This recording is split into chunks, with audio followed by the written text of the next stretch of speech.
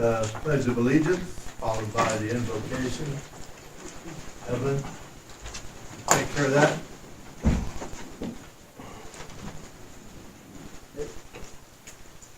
Pledge of Allegiance to the flag of the United States of America and to the republic for which it stands, one nation under God, indivisible, with liberty and justice for all.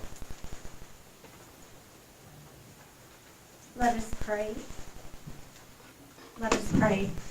Lord God and Father, in your presence at this evening's council meeting, we pray for your wisdom and insight.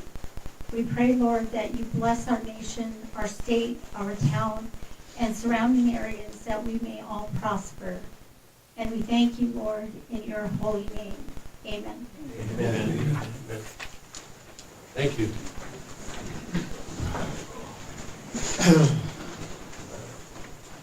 Roll call.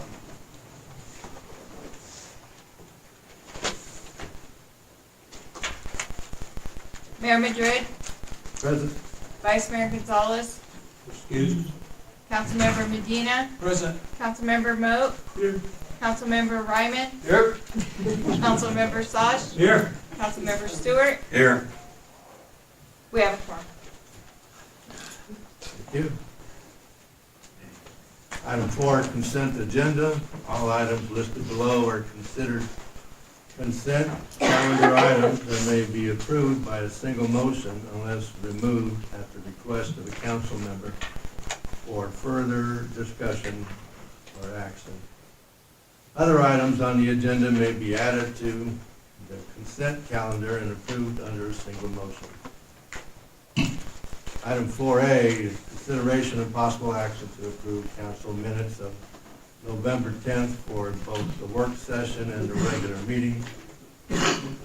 Item 4B is consideration of possible action to approve the town of payroll of November 9th to $94,612.09.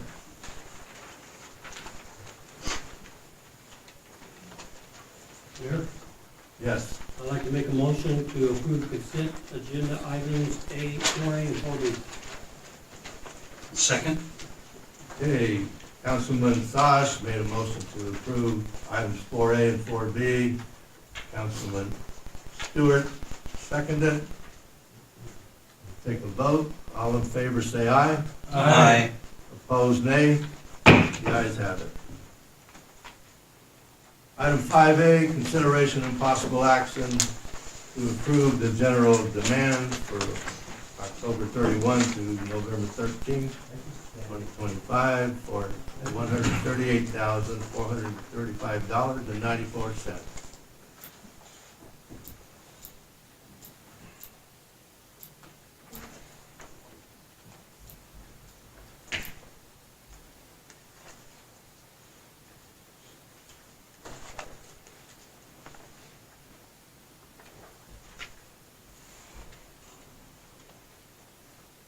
Mayor, Yes.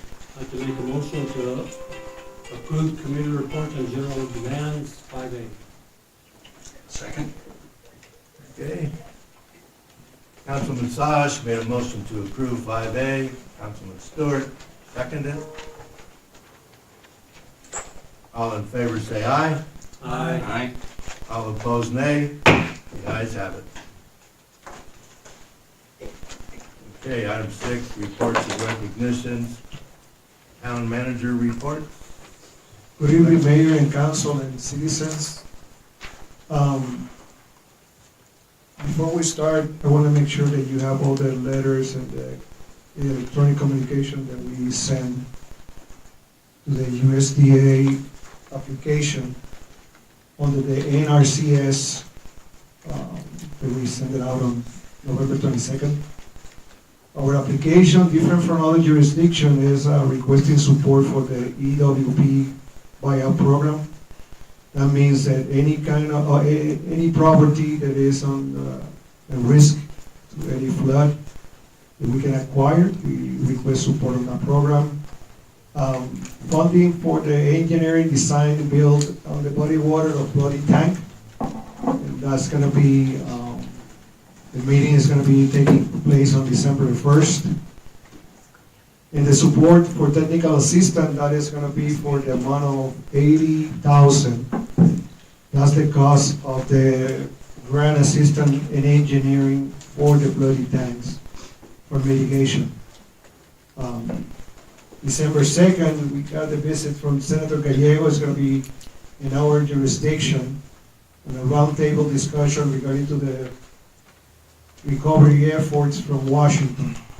We're gonna have some elected officials from the town, and some community stakeholders are gonna be participating in that roundtable.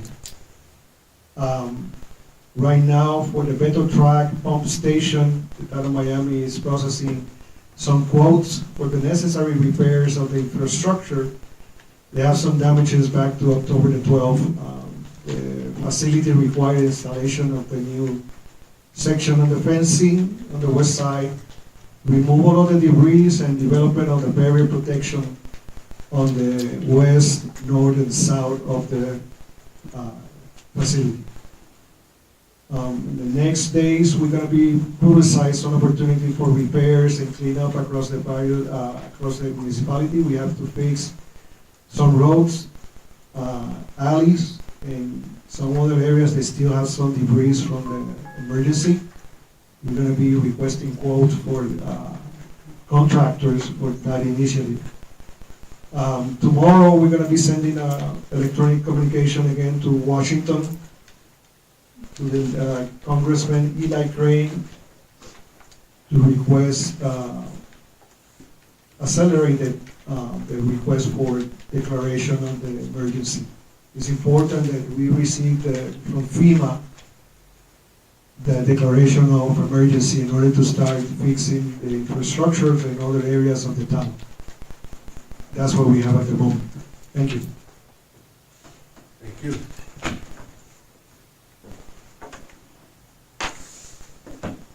Hey, item 6B,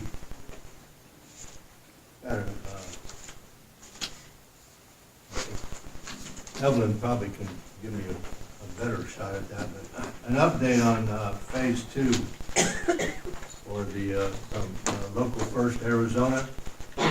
They should be contacting, maybe they started today, they should be contacting all the business people that had qualified for phase 1.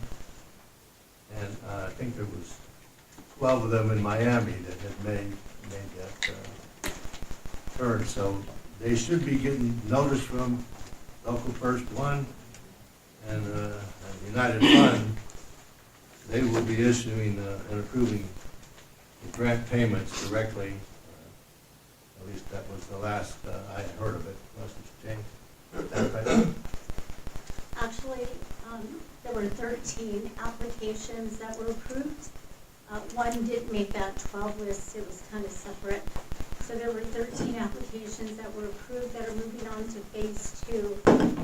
It's going to be a requirement in phase 2 to have a structural engineer take a look at the buildings or a licensed contractor to move on to receiving more funding on phase 2.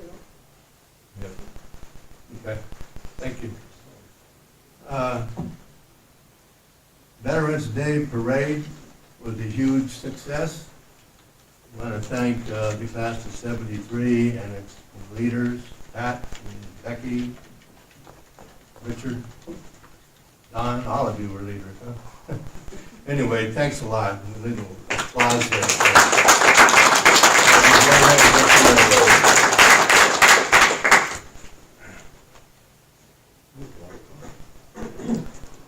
And I heard from one of our citizens that some other citizen, I think it was close to Councilman Sasha's house, one of our policemen was being attacked by some guy that is in jail today. And we had one of the citizens jump to help our policeman. We just want to thank him for that, whoever he was. I didn't get the name, but it was for real. Got to give him credit.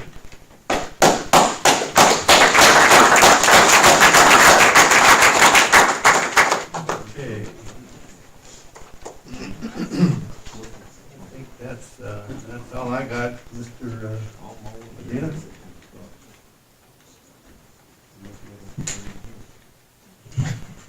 My report is rather lengthy, but it's mostly aimed at the council. Feel that people would find it that interesting.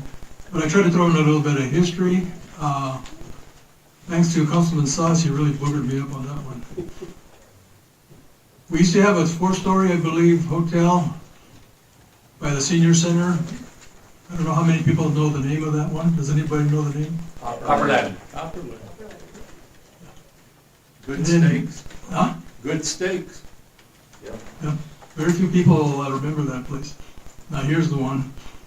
Just down a ways, there used to be a motel, a string of apartments right there by the highway, by the Baptist church. The name of that one. That's what we said. Anyway, if you think about it, let us know. You're saying the one Sasha across and the street? myself. Across the street from the Baptist or on the same side of the street? That's across from Best Rails. Across from Mr. Reels? Uh-huh. I know what you're talking about. There was a Yeah. telephone booth right in front of it. Yes. It's funny how we forget, huh? Anyway, if you remember, you might tell us. Did it ever have a name? I don't remember. I'm sure it did. I don't remember. Anyway, that's all I got. Thank you. Okay, thank you. Okay, we go down to call to the public. Pursuant to Arizona Revised Statutes 38-431.01H, at this time, members of the public may address the town council on any issue within the council's jurisdiction that is not on the agenda. There is a 3-minute limit for each speaker.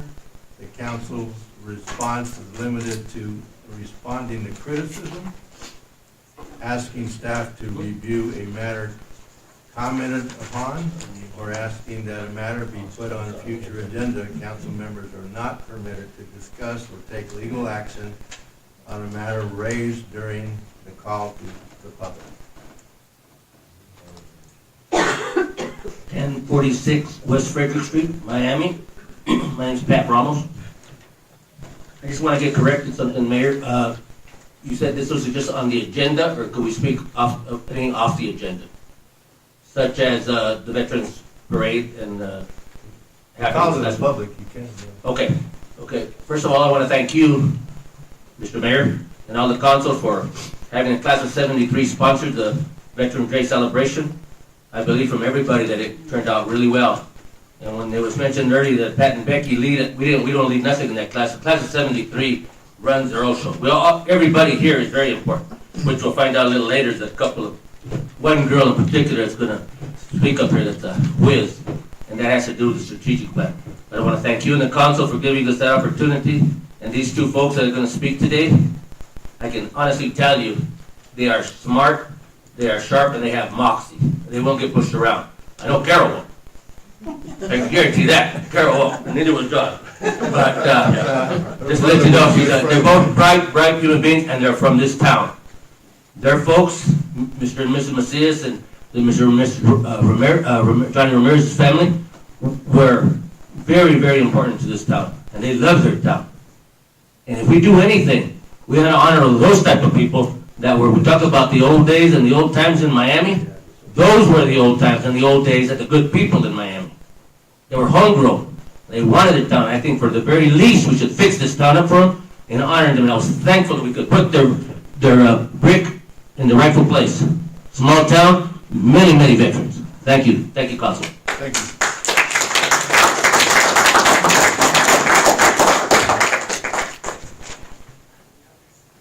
Becky Ramos. First of all, representing the Miami High School class of 73, we would personally like to thank Mayor Madrid, Christine Duarte, Stephanie Barunda, and Evelyn Vargas from the town of Miami for all their support with our Veterans Day celebration, which was a huge success. Our hometown veterans finally received the honor and recognition that they so truly deserve. We had 122 veterans bricks placed in our memorial wall at the park that day. It was an awesome event experienced by all in attendance. Next, speaking to so many people that day at the event, I know that they are asking for this town to move forward. And it can't happen unless everybody works together. So I hope that you listen to the people that are here willing to help with that plan. And I hope that you will get on board, because we can make this town something that it used to be, that we all grew up in, something great that this town, the community deserves. Thank you.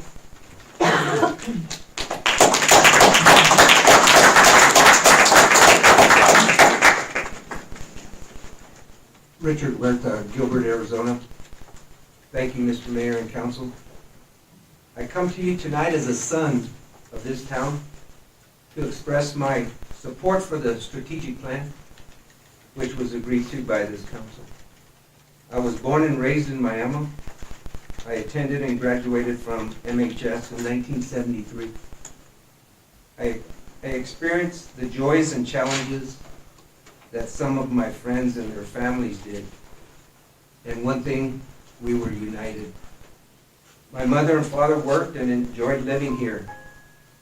We loved and still love this town. This town prepared us to face the world, and we are honored to give back to our town. Our parents taught us how to be dedicated, determined, and the importance of helping our fellow man. The people of Miami always helped each other. I, along with others, are here tonight to offer our help, determination, and dedication to the council and to the people of Miami. We have proven this in the past, and we will always strive to improve the town. I, along with others, ask for the support of the council to the strategic plan, so in the end, we can reach our dreams together. Thank you, and God bless you all.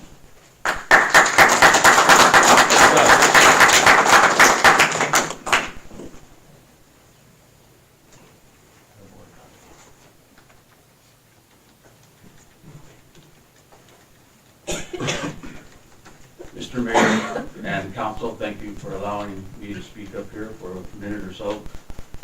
Just wanted to let the council know that the class of 73 is behind you 100%.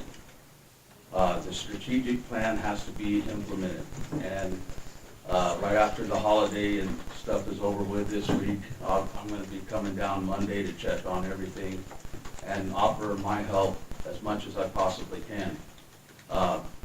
We need to move forward with the housing committee. We need to move forward with several other of the committees and stuff that has been taken here at the strategic plan, and we need everyone on board. And that means all 7 of the council members have to be on board, because it is a very important thing for us to take care of. The Veterans Day celebration was just one item that shows what kind of town this is. I started crying that day because I was lucky enough to have my older sister place my father's brick finally where it deserves to be. And I can't tell you in words really what that meant to me. My dad fought in World War II and the Korean War, and he spent 14 years dodging bullets. And he came back, thank God, and raised his family here. My mother was born in this community, went to school, graduated in 1943 from Miami High School. She was born in that first little White House next to the catechism rooms there on Sullivan Street. She was born actually in that house. So I'm Miami through and through. Pat, some of these guys will tell you, I do actually, if somebody cut me, I bleed green. And I always will. And I just want to thank Mayor Madrid. Thank you so much for taking charge of this. We want the strategic plan to go, and we want it to go now. I mean, not after the first of the year, all of this other stuff. We can start doing things right now. And you've got the people down here. Look at all these people here. This is a loaded place tonight. And they're here to show their support. And we just want everybody on board to show that support. Thank you, God bless, and have a great Thanksgiving.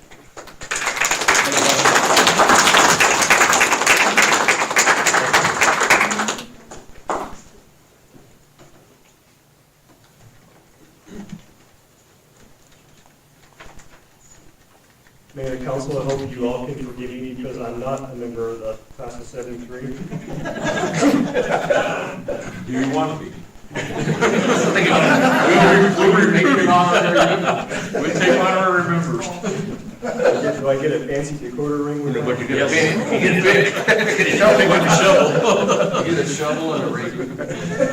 I do want to congratulate them and compliment them on what a wonderful event that they had on Veterans Day. It was really, really impressive event, and congratulations to them on that. I'm, of course, up here on behalf of another event that I hope maybe we can see at least half as much enthusiasm as about, and that would be our Independence Day celebration. I do want to take this opportunity to tell the world that this is the 250th birthday of the United States of America, and none of us in this room will probably, maybe one or two, but most of us in this room will not probably live to see a 300th birthday. This is a chance, once literally in several lifetimes, that we have to really do something special. We struggle to do this every year. It's a labor of love. So December 11th, we are planning to have, in this very room with Alexis hosting us, we are going to have a public meeting. We want to invite everybody. This isn't just about the Cobra Valley Independence Day celebration. We want everybody from Global Miami to come with us, come join us, and let's talk about things that could go on in the community that we could all kind of, help each other make this something special. I'd like to invite the council, I invite Class 73, everybody in this room, staff, and anybody else listening. We're going to have a little potluck. It'll be pretty informal for the most part. Come join us. Come have a conversation. This is our Christmas, our end of the year Christmas little party as well. So come join us on December 11th in this room at was it 4 o'clock, Alexis? Do you remember? 4 o'clock? Yeah, beginning at 4 o'clock. So we'll have a little formal meeting very briefly at first. Even if you have to come later, come join us and help us figure out how we're going to make this something for future generations to remember. Thank you.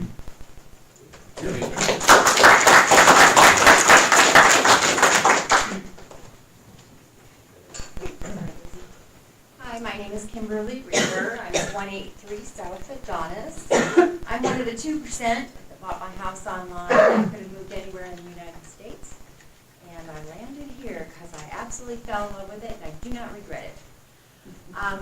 One of the things that disturbs me, and maybe somebody can direct me, the abandoned houses that are in Miami. How do we get them taken out, taken down, fixed up? So if somebody has a suggestion or where I should start with that would be appreciated. But I love it here, and I appreciate it. Thanks. Great.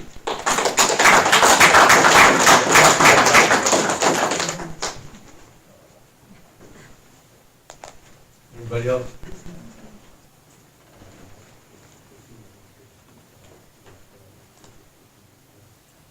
I'm Rosie Dickinson, 303 Adonis Avenue. Co-captain of Block Watch there. And we haven't been having too much luck with it, so we need to do something about this police department. I hope some of the strategic plan is going to help the PD because they're getting hurt for us. We need to back them up. They need all of us. You guys are citizens too. Come on, step up. This is hurting all of us here. We're all worried about this. Is it going to take blood? What is it going to take? So make it part of that plan, okay? Thank you.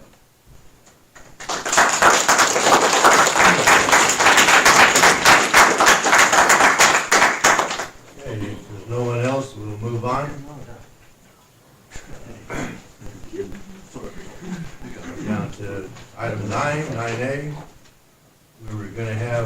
Robin Bradford from Freeport tell us all about the Go Miami Resilience Fund survey. However, she's not going to be able to make it. She's a little sick, so she's going to be rescheduling that. She will be coming. We just have to pray for her to get healed very fast.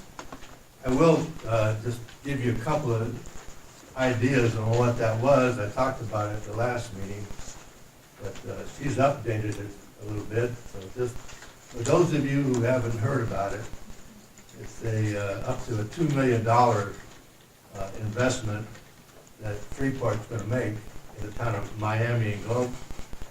And the investment time frame, this fund is in an early implementation phase. We plan to begin reviewing projects beginning on the first quarter and second quarter of 2026 on a rolling basis until all funds have been dispensed. Investment criteria, a survey will be deployed for community members to share insights on key risks to local resilience. Our goal is to select projects that strategically address these identified risks. And the last comment that's on this particular page, she says, we see a resilience initiative, we see this fund as an opportunity to further enhance Freeport's strategic focus supporting community resilience, strategically funding work that supports thriving communities. And the definition that Freeport has on this page in terms of resilience, the ability of the community to prevent or recover from shock or disasters. That would fit the local community here recently. That could harm its economy, people, businesses, and general quality of life. I think this is pretty impressive what they're pulling, and we're looking forward to having Robin come out and really, let us all hear again. In the meantime, if you haven't heard about this and you want to read more, there is some packets available, and you can run. You can do it online with Freeport. I think it's on their website. Is it on Miami? It's not on our, it's on I'm pretty sure you can find it on Freeport, but you can take the survey that they have everyone taking. I got to take it. I thought it was pretty darn interesting. So you'll find it all in there. Take a look at it. It's going to be an impressive way to work together. I think Freeport really amazed me with that one. I haven't seen it in a lifetime. Mayor, It's a good one. right here, Mayor. There's also a deadline that's coming up pretty soon. I At the believe. end of November. Yeah, They so- pushed it out. It was earlier, but now, thank you for that. Okay,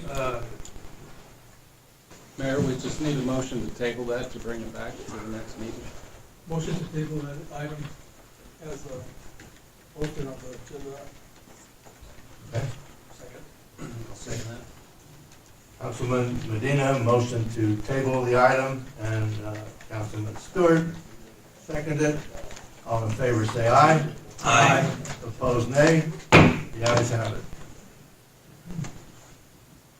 Okay, item number 9B, information, discussion, and possible action, consideration, and possible approval of new dates for the third annual Town of Miami Burger Burn in Veterans Park on April 10th, 2026, car show on April 11th, 2026, and approval of Sullivan Street closures for the car show on April 11th.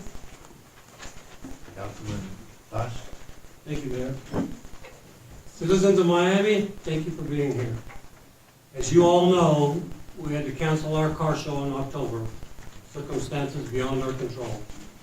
So the committee, we got together, the car show committee got together 3 weeks ago, and we're looking at different dates, and because everybody knows what our weather's like in December, January, and February, we've decided to push this back until April the 10th and the 11th.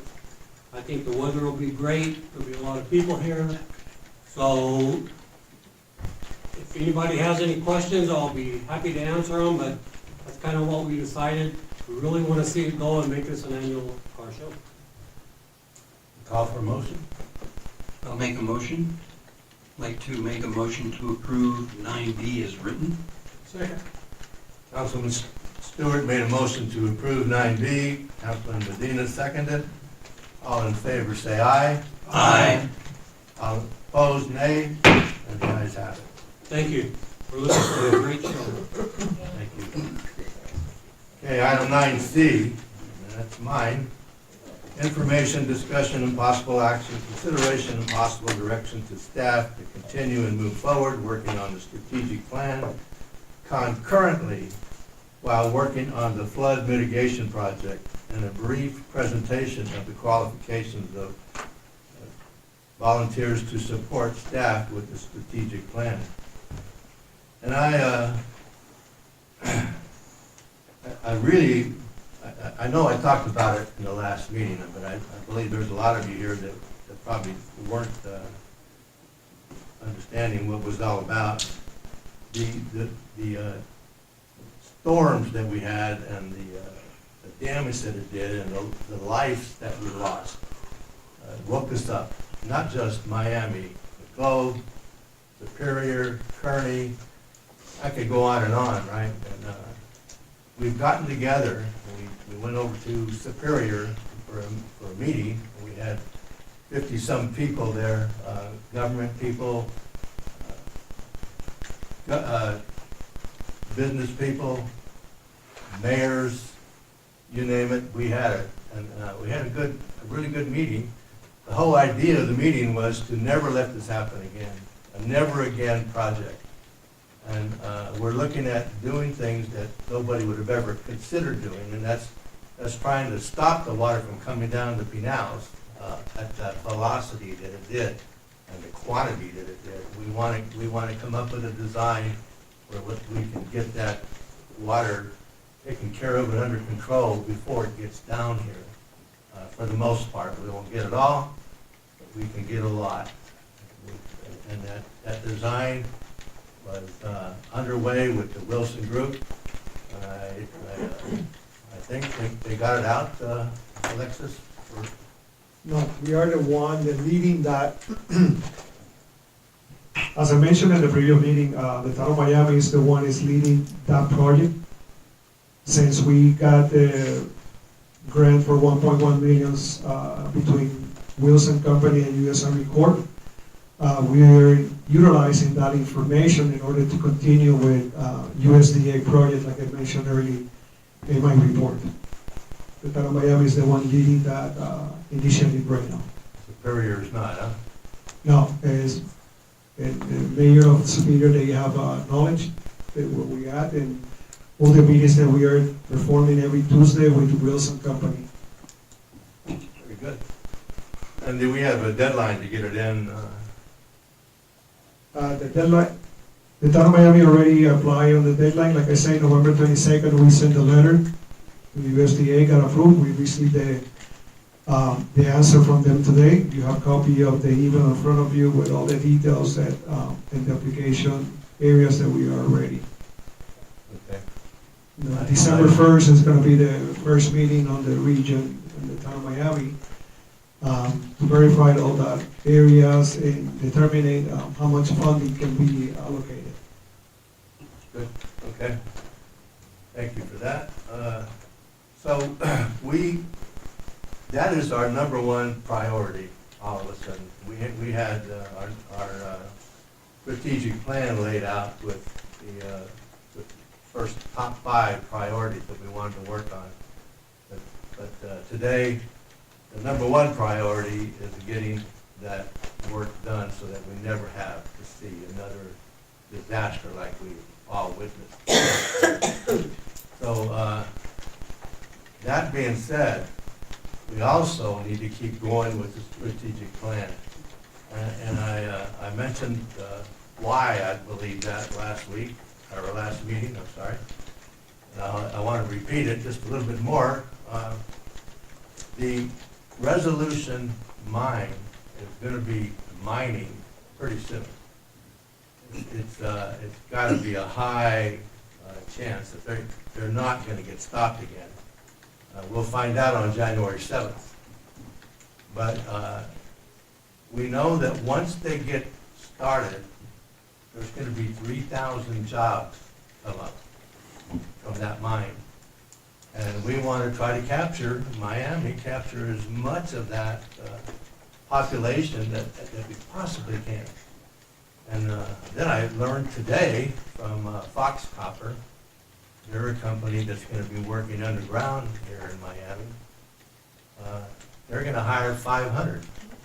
So now we got 3,500 people.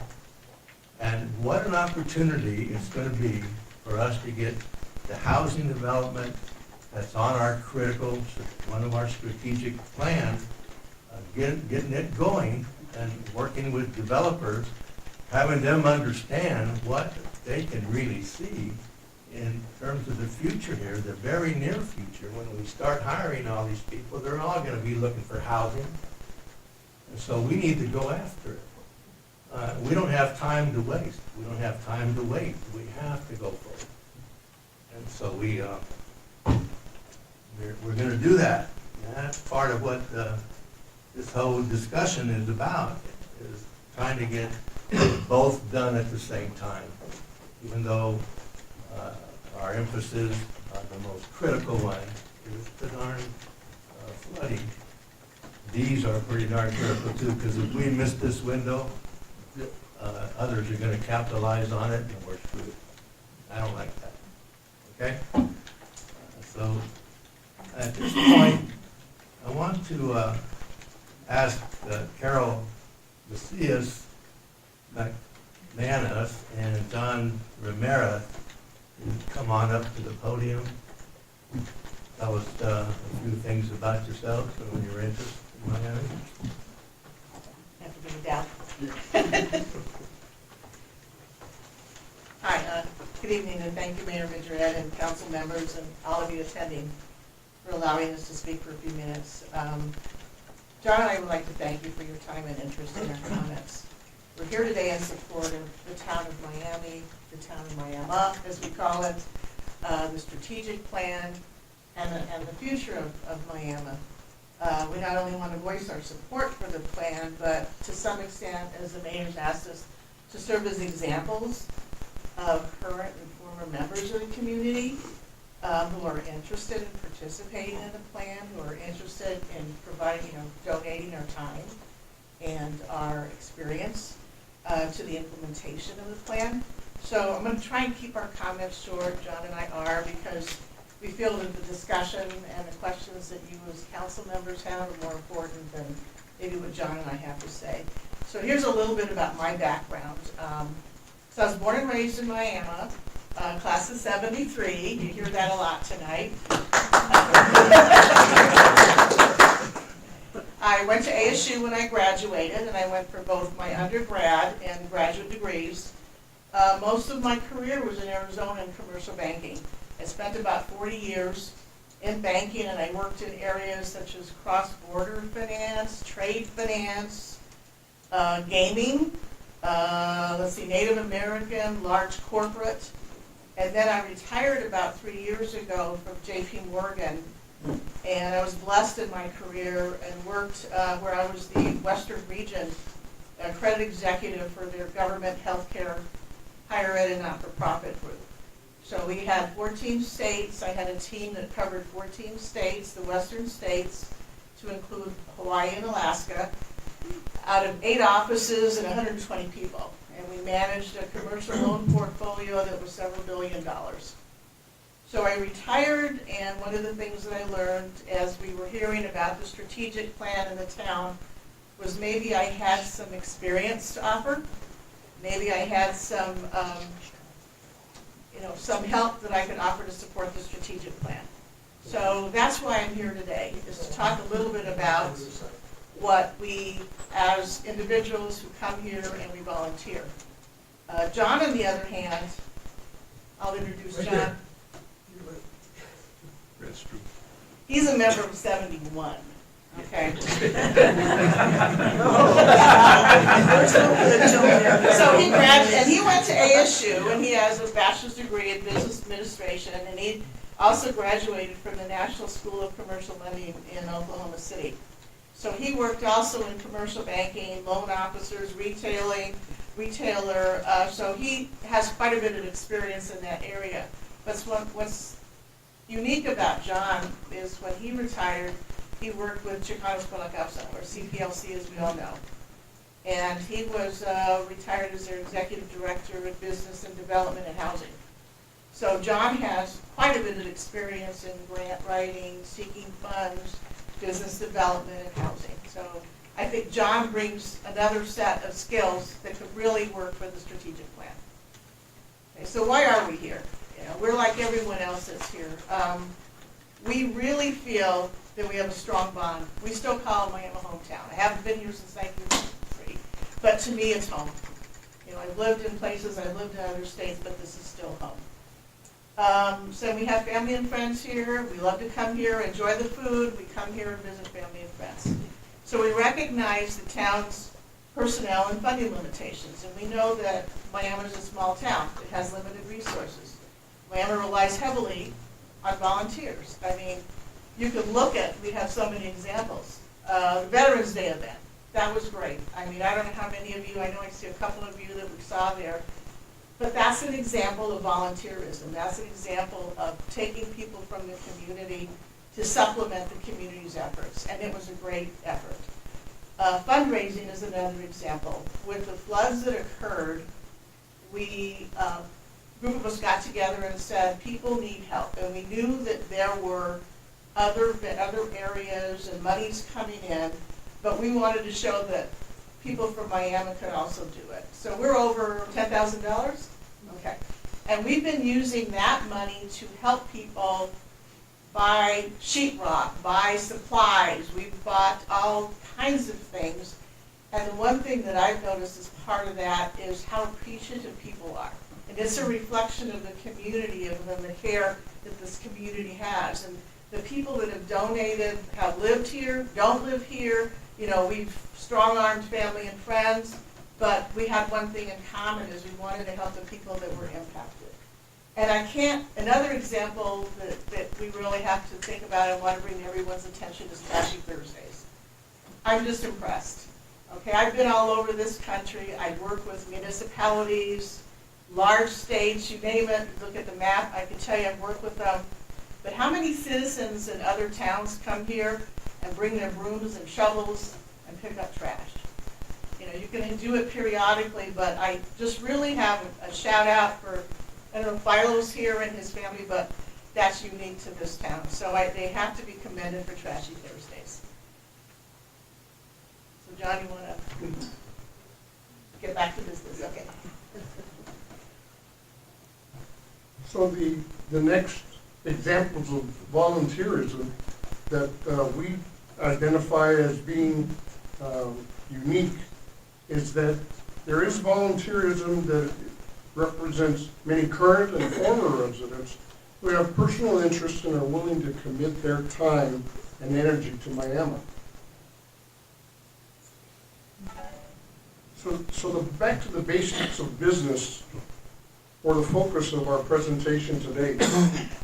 We have reviewed the strategic plan in its current state and the 5 goals that have been identified for focus on moving forward for successful redevelopment here in Miami. That includes economic development, creating opportunities for new businesses to not only begin but to sustain themselves and to expand the market for their particular products. Improving the infrastructure. We know what the floods recently have caused and the damage that has been very well corrected and repaired, but there's still much more to do.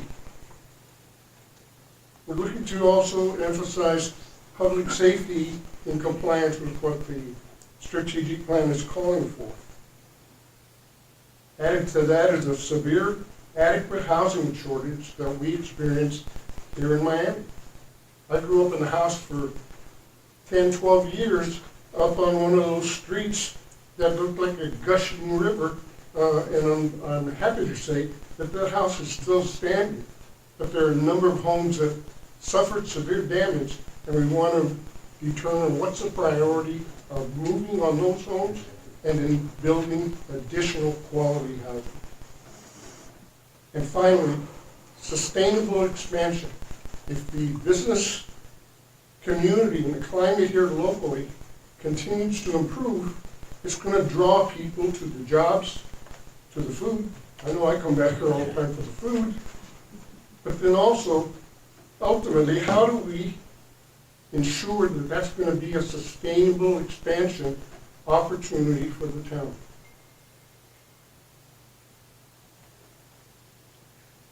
We know that there are many people, such as ourselves, who want to become engaged in Miami's future. I benefited and grew up in this community. I've lived the opportunities that I was taught here, and ultimately I'm coming back to try to give back in that volunteer mindset. My career, and I just want to kind of focus on it briefly, is that I was a commercial banker for approximately 20 years, and then I moved into a business development and ultimately resource development through a wonderful nonprofit group named Chicanos por la Causa, headquartered in Phoenix. We had over 800 employees at the time that I retired from there 5 years ago. But the opportunities that groups, quality nonprofit groups like Chicanos por la Causa brings is not only ideas, but funding to make those ideas successful and ultimately to build on them. We want this to be a collaborative effort through committees working in conjunction with the council, the town manager, the finance, economic development, and all departments within the city. The focus would be to not overcommit or burden the town, but supplement and support the strategic plan. So we think about it, what are the risks and rewards by going through the strategic planning? We hope you have time to discuss that. I think there's so many upside benefits to this. We all think about the town that we grew up in, and I think, I think it was Councilor Medina last week, you talked about it, and tonight you talked a little bit about the history of the town. And I remember the 930 whistle, and I remember those kinds of things, and it was nice to hear those stories, but now what we think, now what I suggest, and now what we need to do is, we didn't hear is, where is Miami going to be? What are we going to do with the Miami of the future? We come back, we bring family, we bring friends, and I don't just want to talk about, I used to do this here and this used to be there. As John said, we're coming back here with experience, we're coming back here with, we know people in the community, we can make some phone calls, and we want to do that. We're offering our time, because again, we were raised in an environment that talked about giving back to, we left here, but we always give back, and this is, the mantra that we heard as children and growing up, is you pay back and you pay forward, and we want to do both with this. So here I look at, what are the downsides? There are many. This will be the same town here a year from now and 10 years from now, and you as a council right now have a chance to control that. You can control that by voting to implement and start the strategic plan. And take it, I wouldn't really want to say that, take advantage of myself, John, some of the people that we can bring, some of the people that are here, and we can come with ideas. As John said, we're not here to do it. We're here to help you. We're here to guide. We're not here to direct. We're here to offer advice and offer some of the people that we may have gained and some of the contacts in our community. But what's more important is, we're asking for all of your help. We really need all of you to say, yes, we're behind you. We want to be able to, as the committees and the groups get together, know that the council, know that the administrative office is there, so when we call and we ask for help, or we provide, we want to have conversations that you're there. So I think, to the extent that this is the end of our comments, the strategic plan is really an important roadmap for the town. And, what we want to be able to do now is open it up for questions and open it up for comments from you. We want to ensure that we're here as an example of individuals that want to help out. And if you have any reservations, any comments, please ask us. We want to make sure that when the mayor asks for the vote, we see 6 hands going up. So thank you again, and thanks everyone for being here.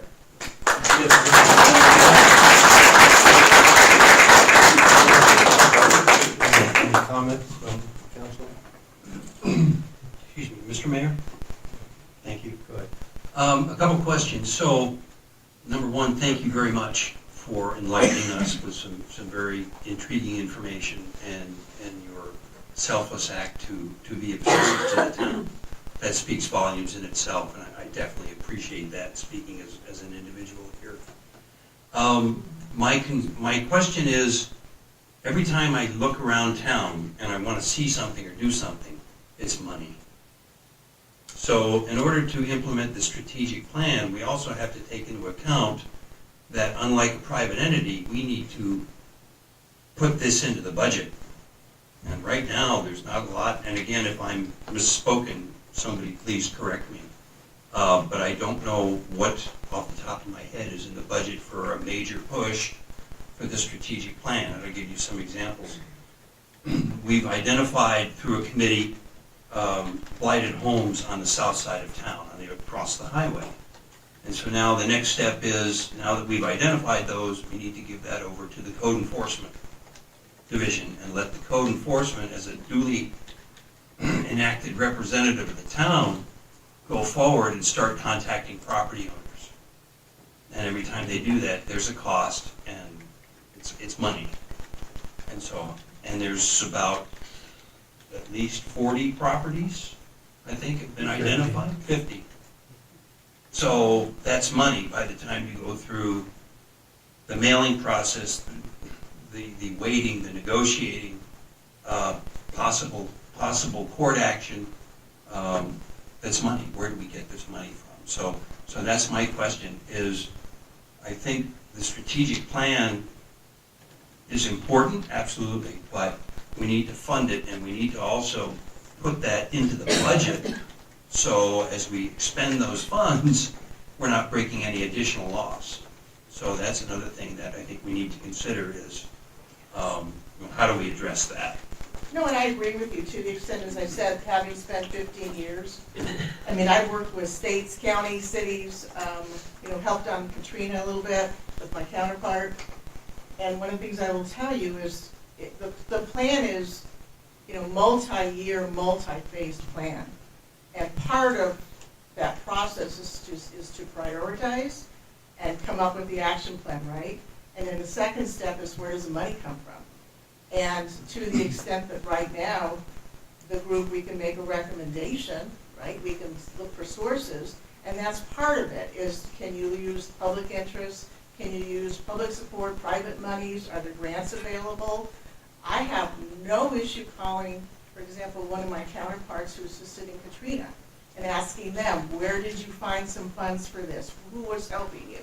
And that's what we bring. We don't have an answer right now, right?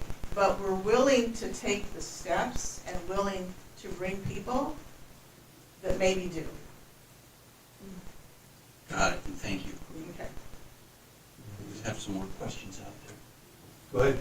Any other questions? You're up. Go ahead, sir.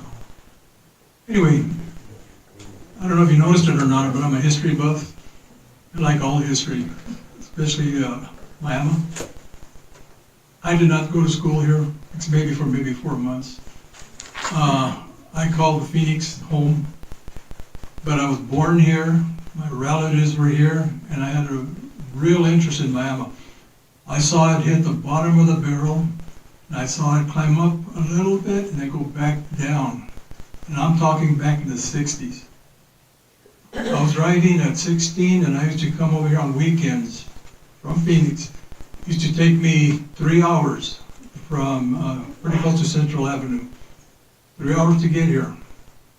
And when I hit right around my junior year, they had aligned the highway a little better. So now you don't have to make all those stops from Mesa to Florence Junction, Apache Junction, and then Florence Junction. I experienced the building of the freeway all the way from close to University up to Dobson, and then it hung there for a long time. And now, you can see where it comes out.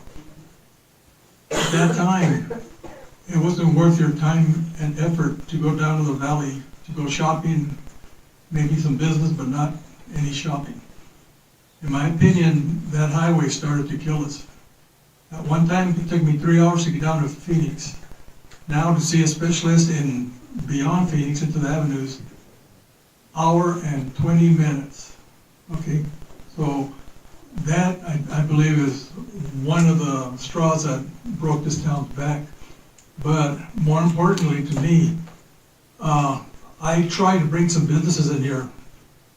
I was mayor twice. The first time we were in the red all the time. I mean, deep in the red. We had no credit anywhere. If we wanted to buy something, repair something, it had to be cash. So anyway, we went through that period. Because of that, I can see that what we needed were businesses. At one time, we owned that machine shop building that used to be the Pennies. The town owned that. I approached several IGA grocery stores, well, actually one, and some others, Smitty's, then Smith, and they said that they had already done all the research. And I told them, we have a building that we'll give you if you bring in a grocery store. And they said, well, we've already done our study. As a favor to this individual at the mine that gave me the tip, we'll do another one. And it's costly, but it's a favor. So they did the research. In 3 days, he was back to me and told me, we're right back to square one. You'll never have a business in Miami because of the population. I tried to explain to him that we have a lot of people traveling through and stop here. Well, I got a lot of hee-haws from them, from Arby's, a couple of other fast food places that would have liked to see here. And I noticed that there was something they weren't telling me. And I don't know why they weren't telling me, but I found out for myself. And what that was the floodplain. At that time, it was a 50-foot floodplain, 50 feet. And the insurance would not let anybody build anything here. And I don't know why they wouldn't tell me. Okay. The other historical event is that I've been doing my studying since I lived in Phoenix. I finally got a job at the mines. I got in good with management. And I asked them a question, and this question was, why do the people in Miami think that we're going to turn into Rey Sonora? Rey Sonora was like Globe Miami. There's an open pit there now. Well, the word got out that there's going to be an open pit here back in around 62. Okay. That's when I first started to hear about it. So I started asking questions. The majority of the people that I talked to here, that's the future they saw for Miami, an open pit. Well, what a coincidence. Since then, everything left and went east. Schools, businesses, we have nothing here. And I always wondered why. And you can't get it back because of that mindset. My own neighbors on Pine Street, behind Bullion Plaza, they spread a rumor around that the company was going to do that, where they take their property. Eminent domain. Eminent domain. That they were going to pull that on them since they own Bullion Plaza. They were going to seal off the canyon and force you to take the lowest amount of money. They panicked and they all, just about all of them, there's maybe 3 houses now on Pine Street. Just about all of them sold their property to the mine, and the mine laughed. Gave them property value, and didn't give them anything for their house. They come in with a loader, smashed it. Those were perfectly good homes that people could be living there right now. Okay, so that's the attitude that we were fighting, and I think in some form we're still fighting it. People have that mindset that Miami is moving out of here. And it's gonna take a major company or something to come in here. The other one is I went to a seminar in Maricopa City. And back then they told me that there's a formula out there that only the Santana and Florence Valley filled. If you want really big industry, real industry, you need a viable highway, freeway type, like they have I-10. You need a major railroad passing through, preferably with a switching yard. Casa Grande. Also, you need flat land, again, down there. And also, you need a viable airport and water. They all have that down there. So they're the ones that are competing right now for big industry. You might notice that right around Gilbert and now Eloy, I believe it's Eloy, all the major chip manufacturers and the like are looking at those areas because they fill that formula. So those are the things that we're up against. So my suggestion is we need to tackle this floodplain issue, right? How can you do it with the floods that we've had recently? So now I have a comment for Alexis. Alexis and I have been talking about what the mayor's been talking about. We need to stop the water flow at the source. It's velocity that comes down and starts picking up speed and tearing everything up. You need to break that velocity. So like the mayor was saying, we need to put something upstream. The other day, I'm always looking. The other day I took a ride down to the intake. There was a particular corner there that always got washed out. And it didn't hit me at first, but then this time going down, I noticed that it wasn't washed out. Coming back, then I saw why it wasn't washed out, and I took pictures. And then it hit me. There's that simple answer we've always been looking for. They took a bunch of river rock, and not necessarily a wall, but they put like a berm of river rock. And I don't know if you're familiar with the term gunite, but they gunnited, which is spraying concrete. They gunnited the rocks, and no one had to lay any block or anything like that. Just took a bunch of rocks, piled them up, gunnited it, and there you have like a little dam. If we could somehow work with the Army Corps of Engineers, the Forest Service, county, whoever, go upstream and put some of these rocks like a little dam and gunite it. And this will have to be quite a project, because you got to go way upstream and start hitting all the little tributaries. Which brings to mind, I don't know if you guys ever been up to Bear Canyon. They turn off to Pinto Valley, take a left and go up, Years ago, there used to be a farm about halfway up. Bear's Thicket. Huh? It's called Bear's Thicket. Bear's Thicket. Yeah, I heard it differently, but. Bear's Thicket. Yeah. But you know what I'm talking about. I know the farmer, the rancher talking about. So what was up there? Nothing. No? Nothing. There was a farm right there. Well, there was a farm, it was a ranch, farm, but there was nothing else up there. And then there was a. Plenty of bear. Huh? Plenty Yes. of bear. But did you see where they have the apple orchard?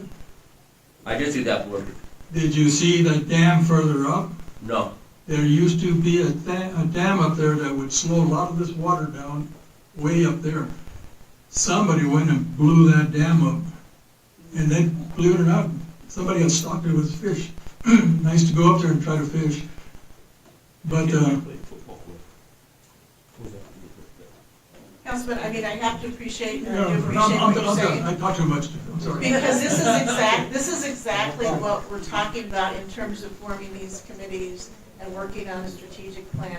The list of issues that need to be addressed are going to be significantly long, and we really don't expect, a lot of this progress to take place in my generation or my grandchildren's generation. It took decades and decades for the town to reach this point. And the first thing is deciding, what do we want Miami to be? And and looking at all these different things, but that's the mindset that we think and we want to, explain to you that we want to bring to the table. Here's an issue, here's, different options. What works best for the town?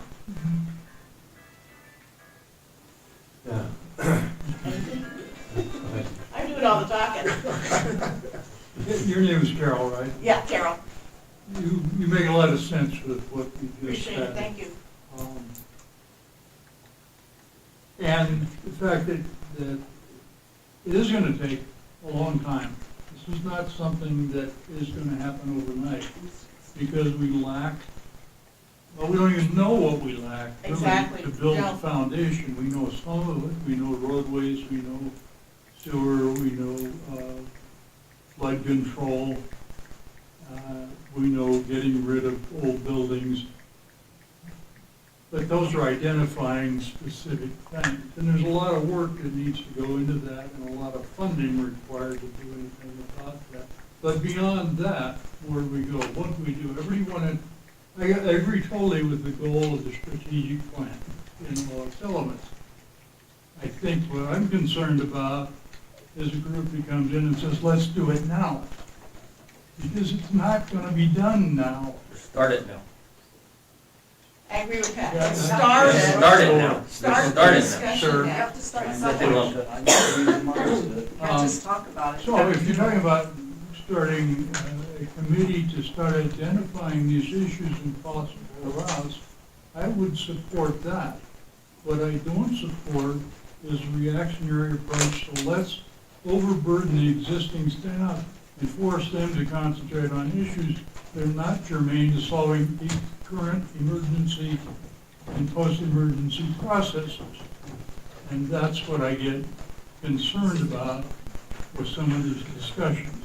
But I thank you for your comments because they make sense to me. I appreciate that, I appreciate Councilman Ryman. No, I think if you look at where John and I have spent our careers and our time, it's been more on the consulting side. We understand, I more than anyone understands government. I understand how long it takes to get from point A to point B and the multiple steps in between. You're highly regulated, open meeting laws, all those kinds of things, right? Funding, tax levels, all of that we get. So at least I'm coming in with an understanding that it's not gonna start now. As I said, it may start when I, had my daughter had my first grandchild, I don't know when. But it's starting that process and allowing us to invest in the community and provide you, my experiences. I worked a little bit with the town of Altadena. I mean, they didn't expect to get burned down, right? And so it's been faced before, and it's going to take time. And we're not here to say by January 1, we have all of the answers. It may be January 1, 5 years from now. But during that process, we'll provide, we're going to supplement, and that's what we're trying to do, is supplement and support your existing infrastructure. Do the things that your employees don't have time to do, and work with them. If I can add also, I think Go for it.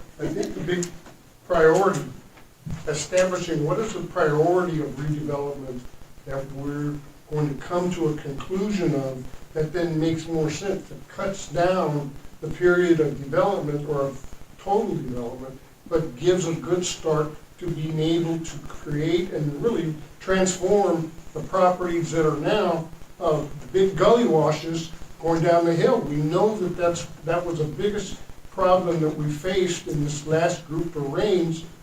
What do we do to mitigate all of that, most of that, a big portion of it, whatever it is, and bring those resources to work in tandem with the resources that then would be brought to bring new construction in additional amounts, which we know is what really is the goal that we all want to see happen.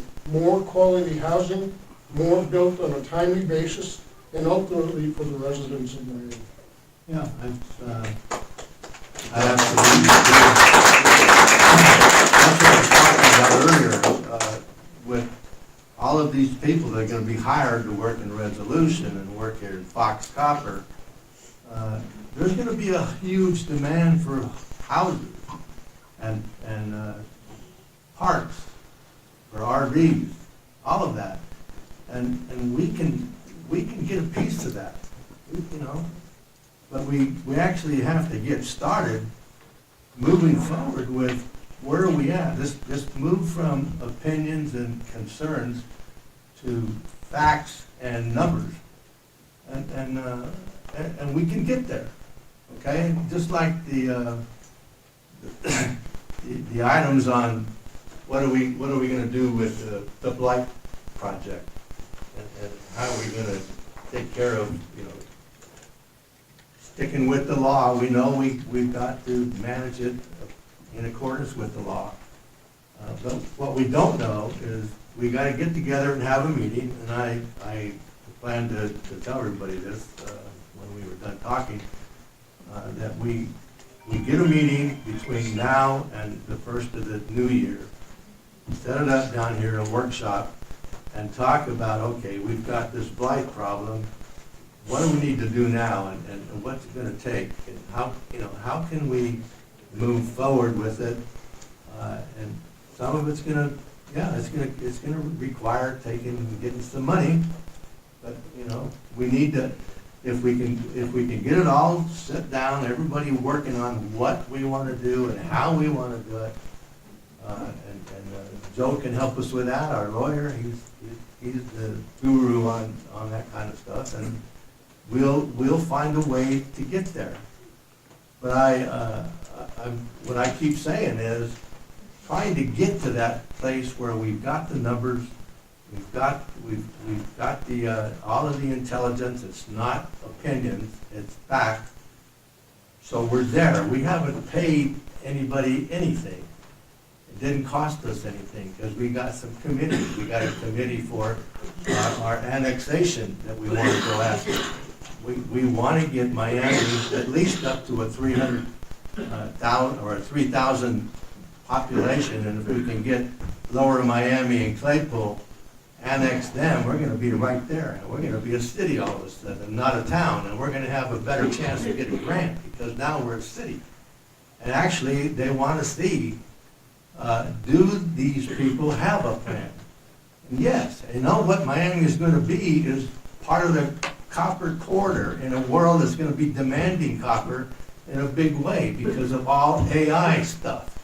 So why would any of us not take that risk and go forward? It's not costing us anything yet. When we learn enough about the facts and the numbers, then we'll say, okay, now what's it going to take? How many dollars do we need to do the blight and finish it? How much can we gain from doing the annexation? Well, we got to go and we got to find out what the people over there that live there want to do. We got to do a lot of surveying there to see if it even makes sense for us to annex it. But you have to factor in, we need property. Councilman Medina was talking about flatlands. There's flatlands down there that we could get and we could use, and we could probably get the mine to give us even more. I know they were going to give us help us get to 80 acres up above Mackey's camp before this darn flood came in here, and maybe we'll get to that point where we can use it, and it's in a good place. We can get it there. So all of that is fact, not opinions. And I love opinions because that's how we get to the facts. But we need to get the team going, and I'm eager about doing it, not because I think we're going to have it done in 2 years, but because I think we're going to be able to say, here's what we've got, here's what we need, here's what it's going to take. Because now we have what we need to make that assessment. Right now, we just know we want to do something, let's go do it, right? And let's obey the laws. I don't want to break any of that. We don't need any problems with the government suing us. But that's that was gonna be my ending speech to this section in 9C. But if anybody wants to respond to what I just said, please do. I really think the only way we're ever gonna be able to say, yeah, we gave Miami everything we could to get it right. And we learned what it was gonna take.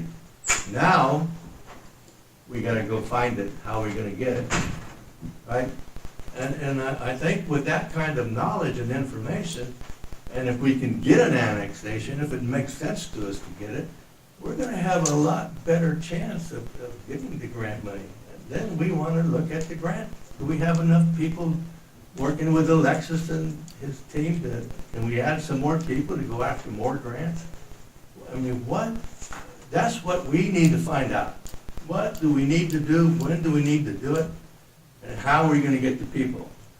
And you guys are a good example of how we're getting the people. And all of the folks that were with us on the Blythe survey that we were doing. That, those are people that wanna help. And we're getting some answers. Like now we know there's 50 stinking houses up there on that south side that need to be torn down. They're a risk. There's gonna be a fire one of these days, and we're gonna wonder why we didn't do something about it. We got all this brush over here behind Gibson Street, and those what's left of those apartment buildings right behind a couple of houses. The slopes look horrible. The erosion is scary. And what are we gonna do about it? We just need to get together, get a plan, build up our strategic plan with more facts and numbers, and go after it. One of the things I'd like to reiterate too is John and myself, and we've talked about it a lot, is John in his career, me in my career, we've met people, we know people. I'm willing to use and ask for favors. I'm willing to go out and use my silver bullet. You can ask Ellen, how many times have I known someone who knows someone, right? Willing to do that, but I really need to emphasize it has to come with everyone's support, because I don't want to have an issue where I bring in or I talk to someone and I have to explain to them, well, most of the council and the administration supports this plan. It needs to be very much a consensus and almost a unanimous support that we're not going to do anything strange. I worked enough in a career, I know where my path is, but understand that we need your support to do this and do it right. Absolutely. Collaboration is a must-have. And if you guys do the survey that Freeport put out, you'll see the opportunity there to mark, those critical items in working together. The governance, it's the way that we get it done. Everybody interacting with one another and working as a team. I mean, I've seen well-run little towns, and I've seen poorly run large municipalities. And that's where it starts, is, at the administrative level, clarity, collaboration, openness, it starts there. And then you get rid of all that side garbage and then we continue on. I mean, you have to do it. If we're gonna be arguing about it, it's not gonna work. It's not the way to go. We gotta work together. I'm not making the trip and John and back and forth if we're gonna argue about things that make sense. So that's what we're asking for, is more than, we're gonna give everything we can to this, and we're just asking for your help. We believe it. Yep. We believe it. Yep. Good job, Carol. Good job. Good job.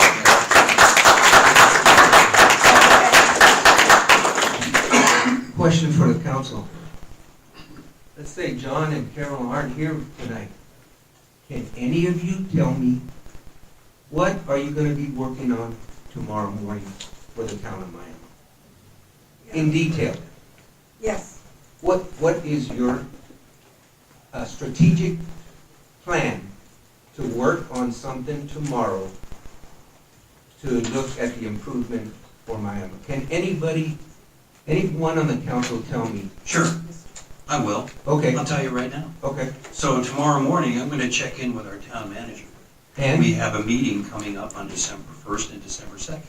Okay, All right, Alexis and I are gonna huddle up, and I'm gonna offer my support to make sure that if he needs any additional documentation, any additional footwork, anything that I can help him prep for, I'm gonna do that. So Okay. when we go into that meeting, we are cocked, loaded, and ready to deliver a strong message by saying, we appreciate your support, but what does that mean? What does it look like? And basically, success on that front is when the government strokes us a check for $20 to $30 million, so we can actually start to do something in this town to rebuild her the way she needs to be. okay, what subject are you gonna be talking about specifically? Specifically, Yes. the plan of attack, our bullet points for discussion with our elected representatives. What are we gonna talk about? What are our priorities? And that's how we're gonna do it. So like I say, when we prep for, because success boils down to being prepared.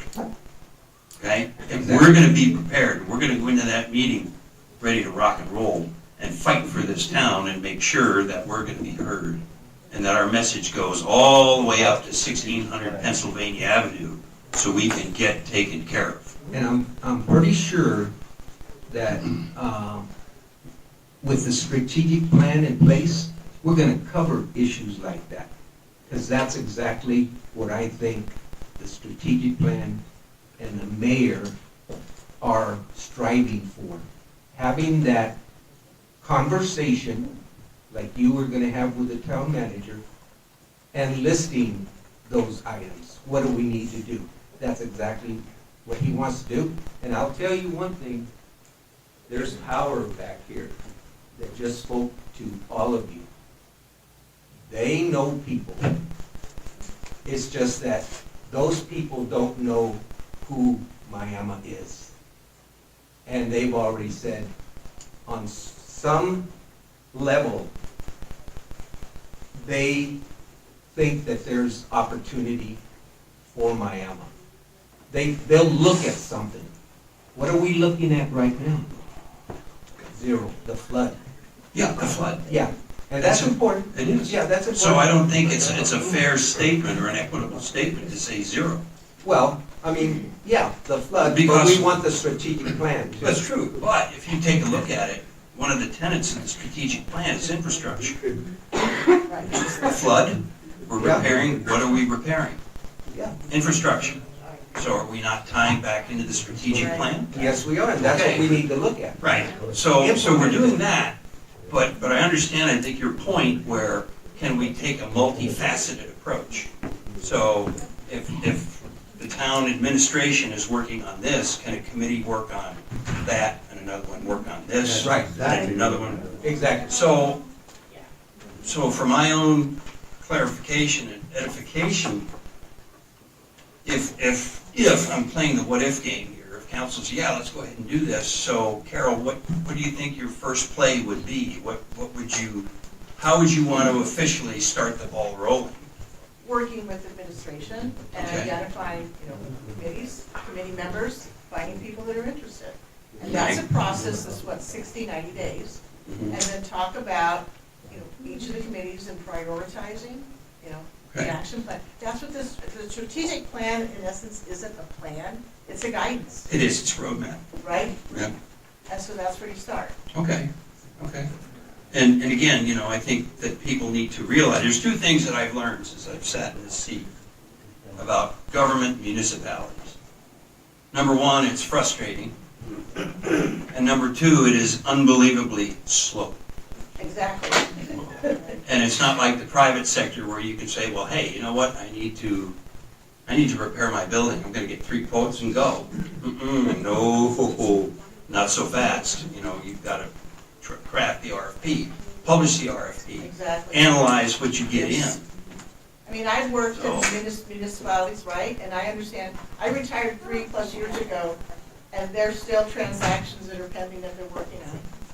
Sure, Why? Because it takes a while. it does. Well, give you a case in point, we're waiting over 3 years, 2021, for a refund from DEMA. Say the check's in the mail. It's coming. Really? That's a lot of money for this town. That's a lot of money. Councilman and Mayor, I want to clarify the direction from Mr. Huerta. December 1st, what we're gonna be specific working is the allocation of funding for safety of the floodplain. If we don't fix the floodplain, no one is gonna build an apartment, a store, nothing in this town. The floodplain need to be fixed first. We have the experience of 2021. What happened before, that dam that was broke on the high elevation, because that's what happened. They broke that dam, was when the reason of the 2021 flooding. You have the fire, you don't have a retention dam in the north, in the high elevation. Right now, we identify 7 locations to create protection for this town, 7, not 2. We have 2 right now, Adonis, 95% already full, and Latham. If we don't fix that with $1 million, our town is gonna continue that cycle. That is necessary to do it today, not tomorrow, not next week. Identify the $1 million to fix and clean up those areas before we can start thinking in a strategic plan for the better town. Better town start with the safety. If you don't have that safety today, we lose it. That's important on this right now. These meetings that we're gonna have with USDA, the state of Arizona, and the support from Washington, that never happened before. We now have the 2 aisles on the politic arena with support. It never happened 20 years, 10 years ago? No, it was not here. And that's the reality of our town today. If we don't apply an urgency of the safety of this town, no home, not education, not business, not blind, not police is gonna work. It's not gonna work for nothing. And I think we've come to that conclusion. I know John mentioned it, I mentioned that no one's going to invest in this community until that flood issue is corrected, right? So we could have all the plans and drawings and ideas, and we understand that.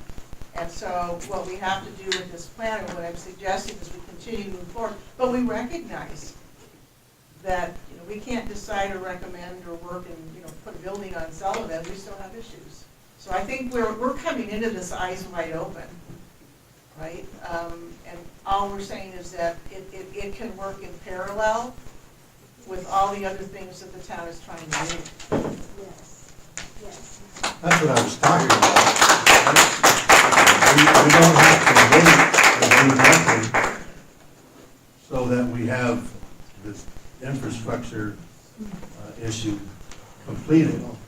We can still go forward looking for facts and numbers to understand what we can do when it's time to go do it. And we can talk to developers and say, hey, we're fixing this water issue so that building houses in Miami is acceptable. And here's what we're gonna do, here's our schedule for getting that done. We wanna see if you are interested in building some houses up here at that point in time. Let's work it all together, for Pete's sake. That's what the private sector does, it's pretty darn easy and it works.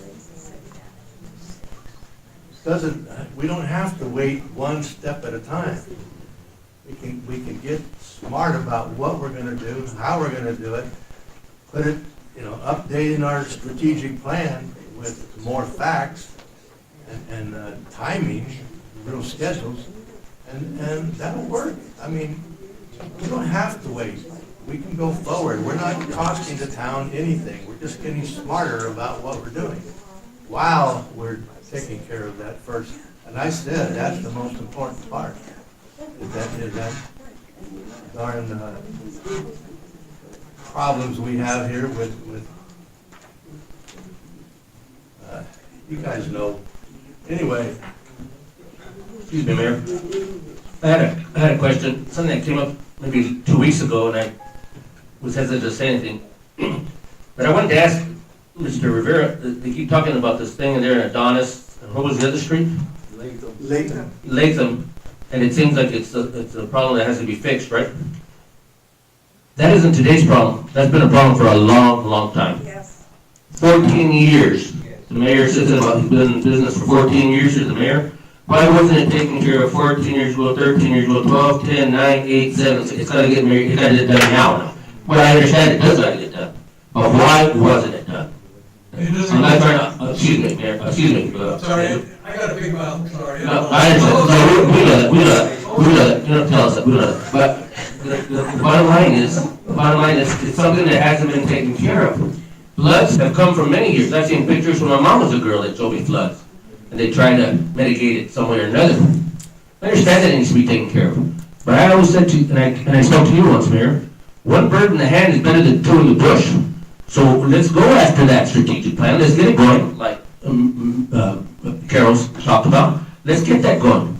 I know that a couple of weeks ago we talked about a deadline. And today we asked about a deadline. I didn't hear a deadline. I kept hearing other words, but I didn't hear the deadline on this thing with the water problem. At the time it was 40 days or something, and we only had 40 days left. So then today, does that tell me that we have 14 less days than the 40 days, or I've been working on it? And I'm only asking. Thank you.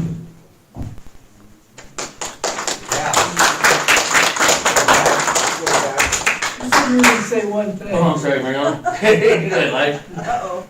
My name is Mariano Gonzalez. I am born and raised here in Miami, class of 73. I was one of the lucky ones who got to grow up here and stay here after graduation. I did spend 2 years at ASU. I've been retired now 7 years as the state's Emergency Response and Recovery Plan Coordinator.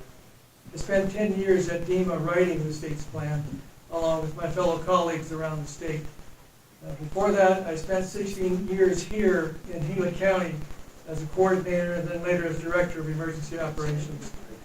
I analyzed the 91 cities and towns and their pluses and minuses in response to any flood. There's actually 6 major things that can happen in Arizona: fires, floods, snowstorms, high winds, monsoons, and hazmat. And those things are on file with FEMA. The last 6 years, going to Phase B, Mr. Mayor, you attended our strategic action plan for Globe City Council. And I think you saw a lot of soul searching that went on with the council. We poll our constituents, we ask around the state about what they see as a vision for the city of Globe. I think the first iteration about 6 or 7 years ago of our strategic plan occurred with a moderator, I think through CAG. And we identified the same things you all are wrestling with today. Unemployment was included in that scenario, healthcare, how to retain a workforce, all the things that you're worried about right now, and juggle the future. And I agree with you, resolution probably will come online. The contractors that will rebuild the smelter, that's a lot of people coming in town. It is.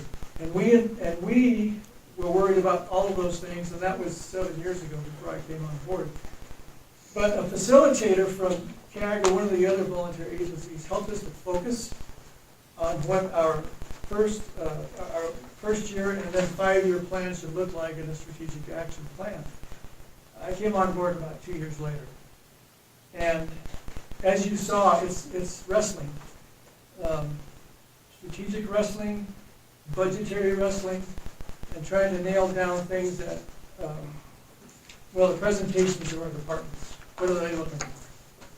And I'll be honest, our departments see themselves as the secondary agency that an agency may need, including our sheriff's office, the town of Miami, Gila County, and they act that way, our fire department, through our memorandum of understanding. They agreed to respond, and they built their plans and their budget accordingly. And that's why every year we wrestle with that. Because we could turn a blind eye legally and say, no, stay to the city limits. But our staff doesn't do that. Speaking for myself, I'm always impressed that they do that. And that means together we're marching into this future of ours. So the strategic action plan is a necessary component because the world looks at you through that strategic action plan. And it doesn't matter if it's corporate, other state and federal agencies, they look at that plan to see what you're up to, what's your history on it, what's your success rate. You've seen some projects that the city has done. We're very proud of that. I see myself as a very proactive council. But we pay attention to the paperwork that's called planning. And that was my career in the emergency management area. I would like to offer my talents as you go forward in whatever engineering studies you may do and try to work with. We have the same problems working with the federal government. We have the same problems working with state government. And I'll say this publicly, I've got nothing to lose. I'm a retired emergency manager with a pension and a social security check. January 1st, there's going to be another legislature down in Phoenix, and they're going to rub everybody in the cities and towns the wrong way, because they have a plan, and they're going to do their thing. And for 4 years now, I've been getting an ulcer about that, because they don't want to run the world or leave it in the hands of local government. That's our battle. I think you feel that too. But if you have a plan, you have a way forward. The kicker this year is what I see happen to cities and towns in Arizona. Mother Nature kicks them real hard. And whether you're a city of Phoenix or a city of Tempe with damage that makes it to a federal declaration, you are really hamstrung in the rural counties. How do you recover? And I hear and share your pain. We're going through that right now as well. But I will tell you, there is that kind of hope that I've never seen before as an emergency manager. That is the concept of local dollars like GoFundMe and all these other mechanisms to help those who are affected, business or private. That's a new wrinkle that I haven't seen in my 26-year career, and I'm really impressed with that. It's people taking care of people. Our corporate entities are doing the same thing, and it's helping locally faster than the federal dollar can get here. If we get a federal, it's a lot of big ifs. If we get a federal declaration, if we can get Congress to release money through FEMA, if we can get help for the businesses, if we can get help for individual assistance. They're not here yet. They're not here yet. We're doing it ourselves on our own. So it behooves us to try to juggle, as we are in the city as well, speaking only for myself, District 5 is one of the hardest hit, to move forward with every mechanism we can use in our planning and in our response and now in our future planning. And I congratulate you for starting and thinking of this process. It's a wonderful thing that you're about to do. It will take you in directions you hadn't thought of before as well. I know I have had that epiphany throughout this process of the latest disaster that has occurred here. So I congratulate you for doing that. If you want me on a subcommittee to look at the infrastructure, whatever the engineers propose, and also working with the federal government, as a private citizen interested in seeing Miami move forward, let me know. I'm here to help. Thank you, Mr. President.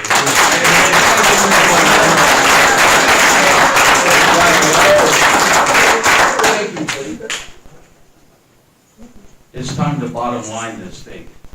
First of all, we need total support from the council. Total support. I know you have reservations, and that's fine, and those reservations can be brought up and discussed and all of that kind of thing. But we need to make sure that we work together. The last thing is, here we are, councilman. Here we are. You've heard from Carol and John and Mariano and all of these people here. You have a lot of power down in here, and you have a lot of people that are willing to go out and pull in, you know, even though I was just a teacher here in Miami, whatever, I still have contacts also. Okay? One of the contacts I have is my daughter down there at that high school who is waiting for you as a council to go down to the school and ask for their student council help. They're waiting for you. You got kids that want to make the town better. It's time to get off of the problems. The strategic plan is here to stay. Some of you may not like it very much. That's okay. But it's here to stay. I want to get after some of these, you talk about situations that are not safe.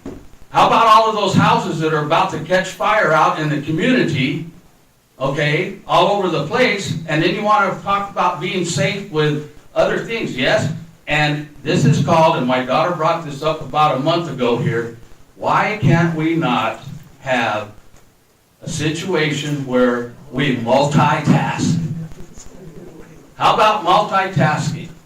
We can work on your strategic plan, we can work on the safeness of the community, and all of it can be done. Look at all these people here that are willing to get out and help you. Start using us, for heaven's sake. I know the mayor I've in contact with the mayor quite a few times, Mike and Sammy and a couple other people, and we're here. So use us, please use us. It's time for you to ask for our help and not try to burden yourselves all over the place with what's going on. Mayor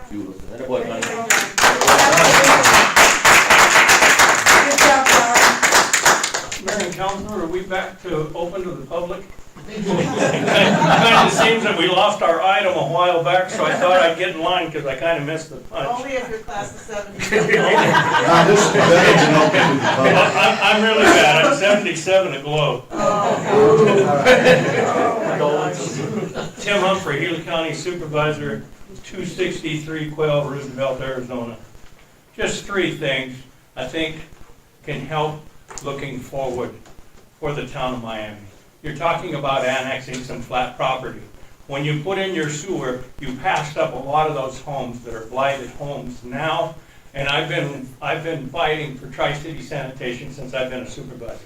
They're about ready to start phase 1.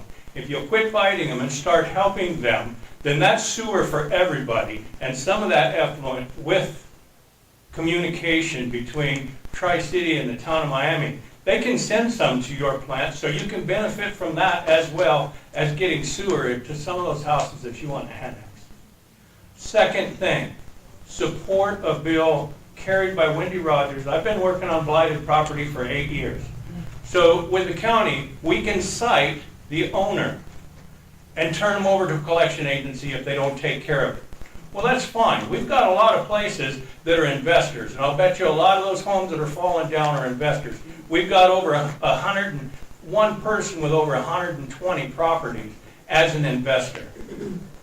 We have people who have passed away where their relatives are paying the taxes on the property.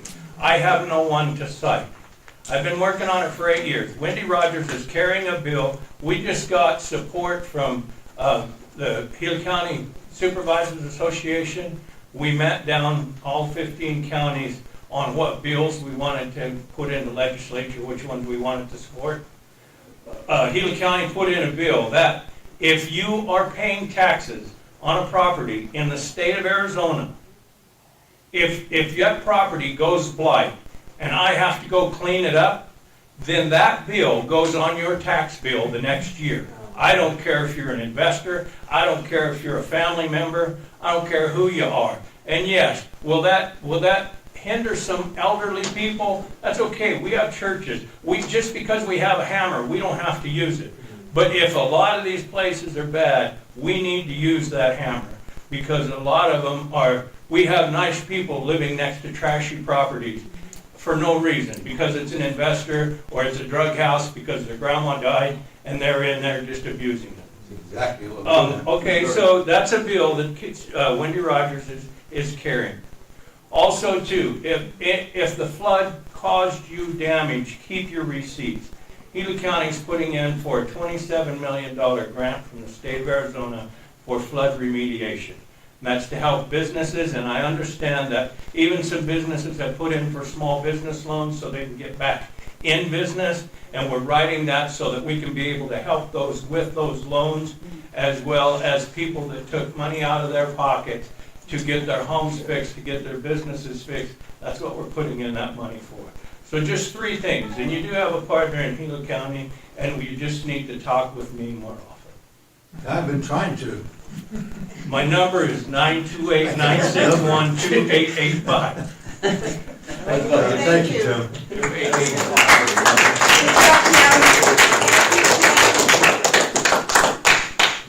council, I'd like to address you. I'm a veteran, and I appreciate what my class, I'm part of the class of 73, what they did for me and the other veterans out there, okay? I had several family members that died, some with Purple Hearts, some in Vietnam, some other places, some were wounded in World War II. All of them are dead, okay? But I remember something my grandfather told me, and it's something you guys can consider. I know you're all worried about 50 houses. I'm sure every one of you have heard that story that how does an elephant get eaten by an ant? One bite at a time. Get rid of one house. Take it past it, get rid of one house. If you do one a month, guess what? In 4.5 years, you're done with that side.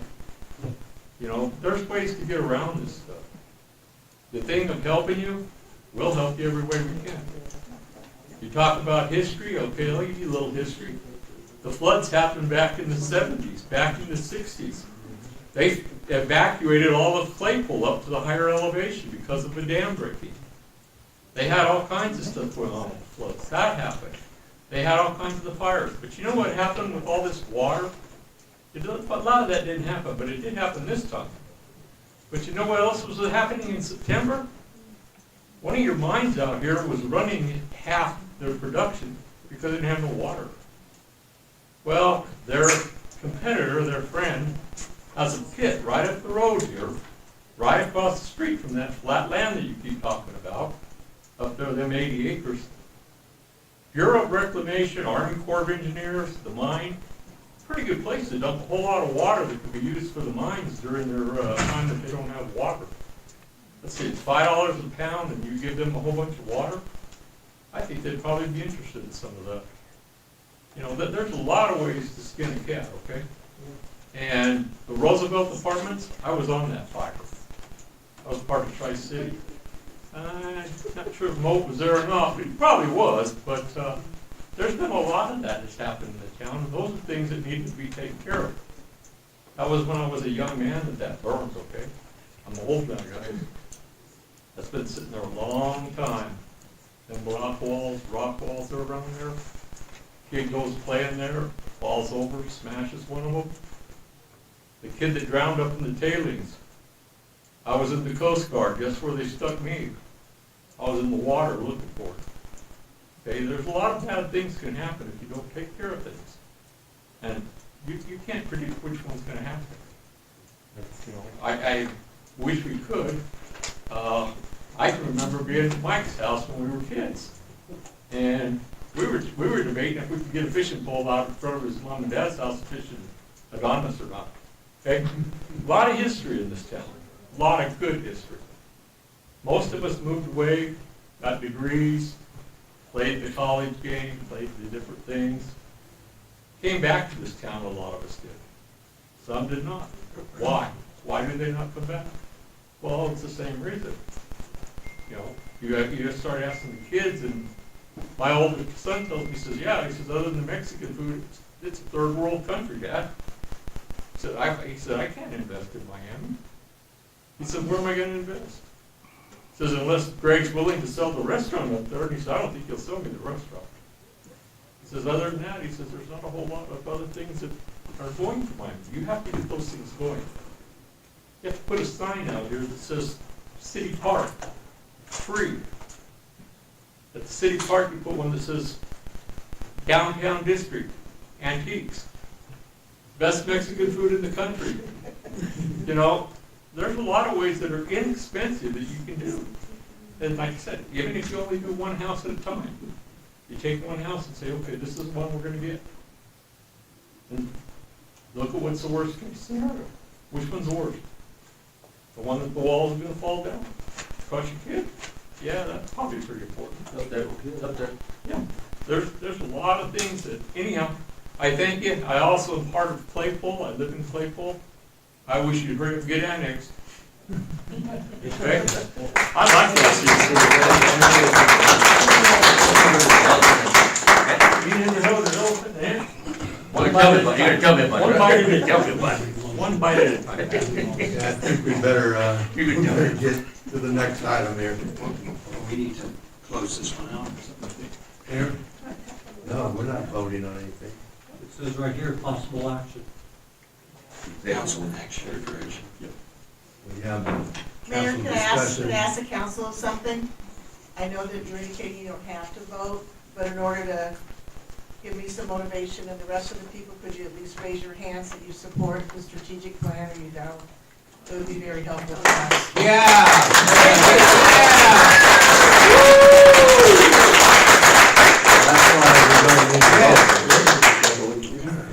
We already voted and approved it, but Hey, Joe, it says possible action. Can we just not do that, or because it's on here, are we supposed to?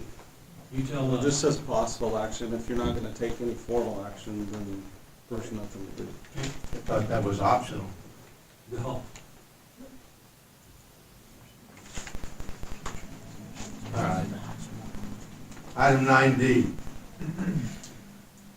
Information, discussion, possible action, consideration, and possible direction to staff to move forward with implementing the revised facade program.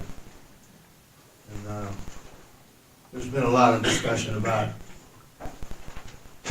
that particular issue, and I maintain my position.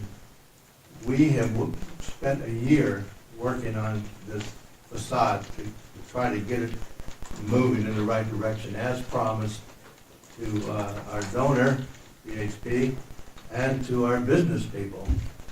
And just because we've had a flood that has tore down Miami, we're at a point now where we're moving it forward, and this resilience thing that Freeport has put out is just part of this. We want to go forward. We don't want to wait. We don't have to. Let's get the facade program going. I think we have the paperwork already. It's been we're waiting to get it signed off by Alexis, our town manager, and I don't know if Joe needs to sign it, probably. But we need to get it and get started on that. Mr. Mayor? Yes. Couple questions, if I may. But Excuse me. Joe, this is for you. Have you looked at the latest draft of the plan? No? Okay. So we don't have a good legal, yes, this is good, or hey, watch that, or revise this, or do that, or don't do that, right? So you have no idea what's in the latest iteration of the plan, okay. For me, I would like to see our council have an opportunity to review the plan. Well, he does. He's had it for 3 months. No, he just said he hasn't reviewed it. Oh, not Joe. I'm talking about Alexis. I thought it goes to Alexis. Alexis sends it to Joe. Get on the I ball, don't know. there. What? Get on the ball.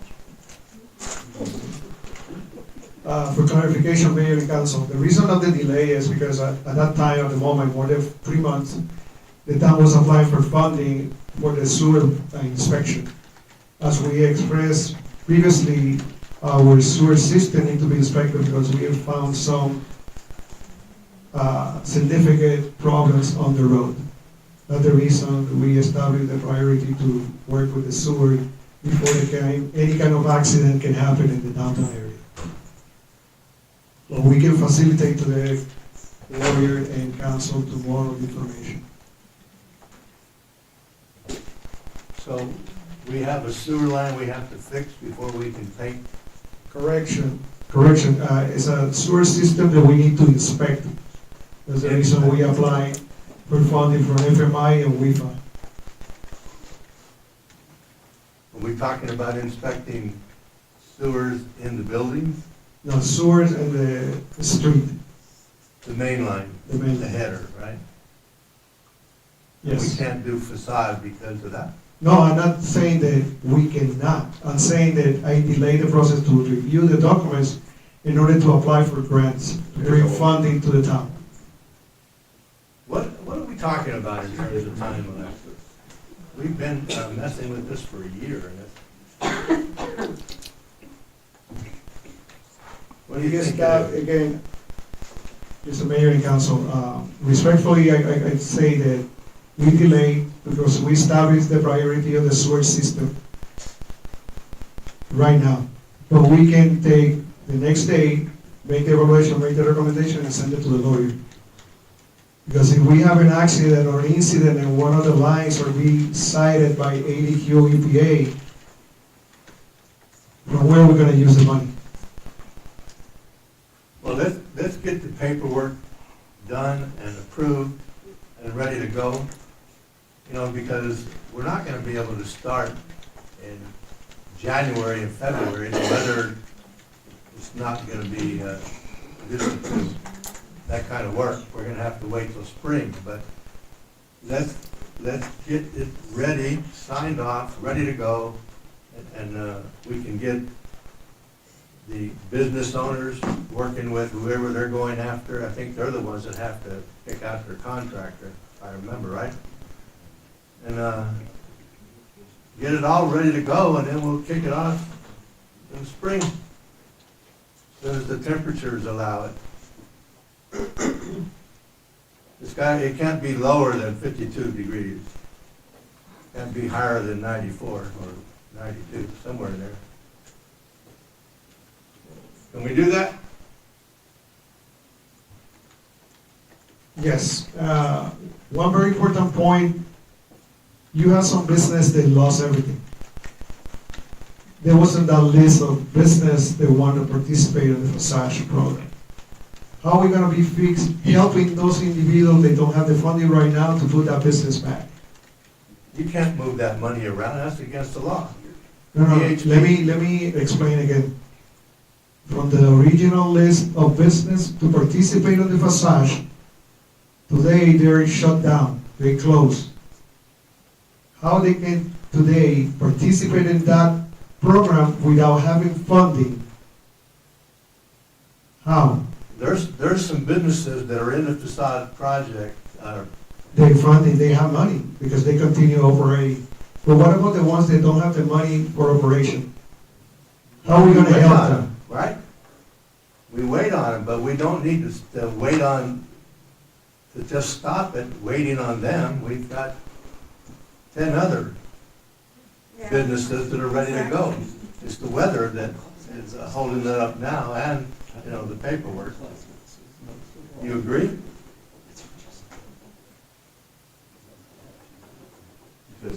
It's not talking about the weather, it's not talking about, it's the condition of the business.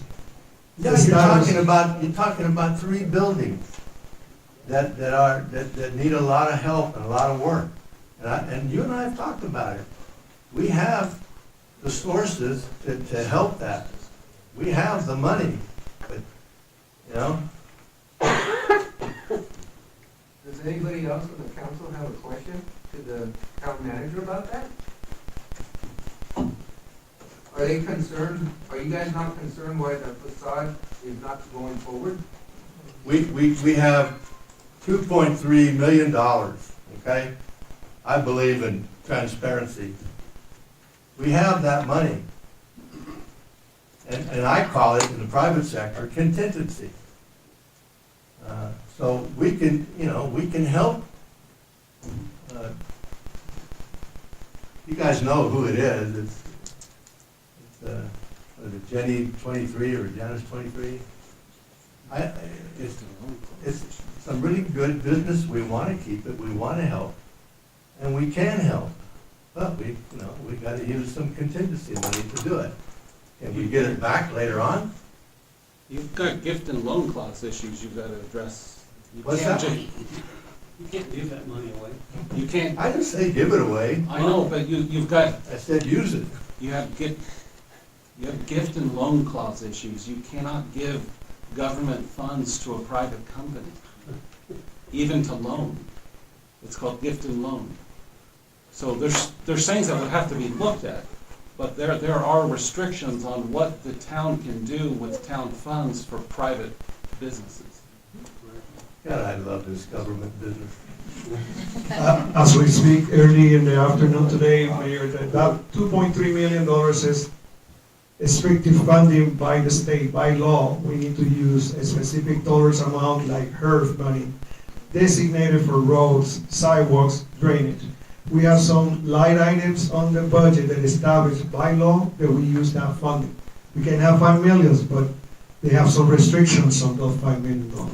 That's very important, like Joe said. Okay, well, that doesn't stop us from going forward with the darn facade project. We just know that we got a problem area there with 3 of the buildings. And we gotta move forward. But why do we have to leave the other 9 or 10 waiting again?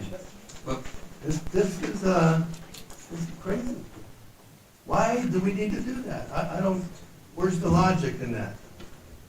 Well, where I stand, it's like roadblocks and roadblocks and roadblocks, and it's probably illegal, maybe it's legal, but those bright minds that see these roadblocks coming and start taking care of that stuff. We never say block, Mayor. We never say no. I say tomorrow we're gonna be analyzing, making the necessary adjustments, send it to the lawyer and then council. We never say no. But I bring a very important element if we wanna work as a municipality. I agree, it is important to us. We want to help, okay?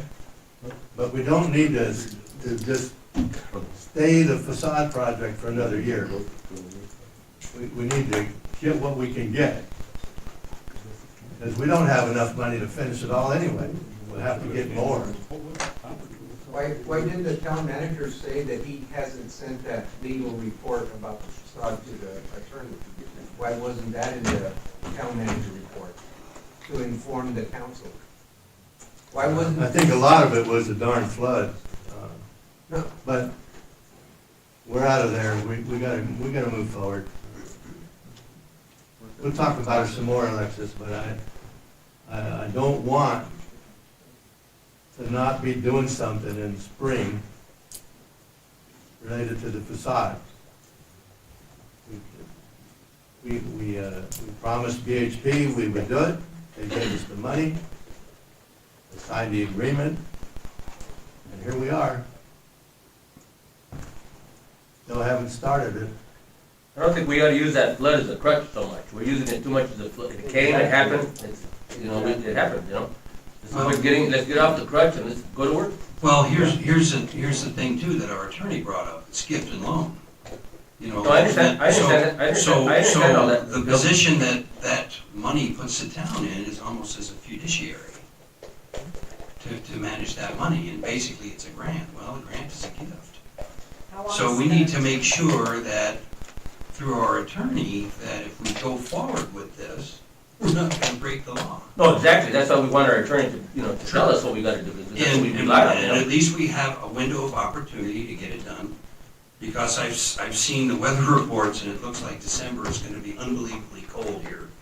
Yeah, it used to be cold years ago, it was cold. Yeah, But a lot of things got done. But, Excuse me, Phil, but what I'm trying to say is, I understand that our attorney is the legal mind, and he'll tell us, I understand that, he's an intelligent guy, he'll tell us what to do, but it's gotta be brought to him, like I guess the day things weren't brought, it's gotta be brought to him so he can start working on that, to be able to bring it to us, or to the mayor, or to you guys, Sure. So we can get involved, so why is anything getting held up? We know that getting held up isn't gonna help us any. Let's push things through, let's push things through, let's push things through. Let's get on the stick, let's get on the stick, let's get on the stick, Yeah. That's all I'm saying, Phil. Of course, and that's reasonable. And we have a plan now that Alexis is committed to, that he will forward that to the attorney tomorrow. And we can keep tabs on that at future meetings to see what the progress of that is, and For sure. go from there. Sure, yeah. But yeah, I agree, we should be ready to rock and roll, come the right time of the weather, it's like, yeah, let's get you up and go. Wouldn't you want to know why it wasn't sent? If you guys are speaking, could you come up to the mic so I can see who's Richard talking? Huerta, wouldn't council want to know why the report wasn't sent to legal counsel? But he's on the mic, shouldn't he not be talking? I can see him. No, but he's on the mic, he's talking on the mic. We're gonna go legally, he was on the mic. We'll Getting interrupted. We'll get going on this. There's no reason not to be starting it next spring. So, so the packet that we have now was used in the past, I forget how long ago, 10 years ago? 5 years ago? 3 years ago. 3? It was the Renaissance Group. That would have been in 20. So you probably already have approved it. We went back, we didn't know we had one. So when the first one failed, cost standpoint, we went back, we got this one, and we, just updated it to fit the facade scope of work. But the contract itself is something that we used 3 years ago effectively. So I didn't think it'd be a problem, to answer your question. Yeah. Excuse me if I could just say something. I think that the concern of all the citizens here is that we come here every meeting and we talk about what needs to be done. You talk about it. Nobody, except for the first time today, did all the council members agree on the strategic plan. But in all these months, there has been no progress because for one excuse or another. And that's what everybody wants to see. They want to see some progress made moving forward. And we know it's going to be baby steps, but it's got to start somewhere, and it's got to start now. We can't get to the attorney for him to review because there's something else going on. Because if the manager needs to use somebody else in his staff to get that to the attorney, then that's what needs to get done. Because all these things are just drawbacks of getting this going and getting the town back to where it needs to be. So we have to start somewhere, and it needs to start now, because we can't keep coming every time to these meetings and hear everybody say, yes, they agree, the town needs to get fixed, the flooding, whatever. We all know that. But let's get it started. Let's get started now, instead of making excuses for not doing it. Thank you. Thank you. That's Can I offer just one comment? Having worked with municipalities and states, what I would suggest is maybe you create a list of action items, and it's easier to track things such as this report that, and then just what the status is. You don't necessarily have to talk about them at every council meeting, but you at least have a rolling list of things that you have on your to-dos, and it's really helpful. And I've seen that, in other municipalities. Again, it's just a means to track, so you don't forget. okay, thank you. Okay, let's call for motion. This one we are going to vote on. And we're going to vote on getting it started next spring, like I'm talking about.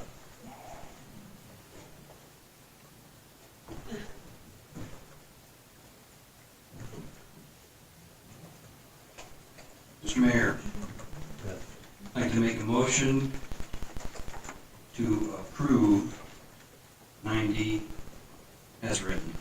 Second. Okay.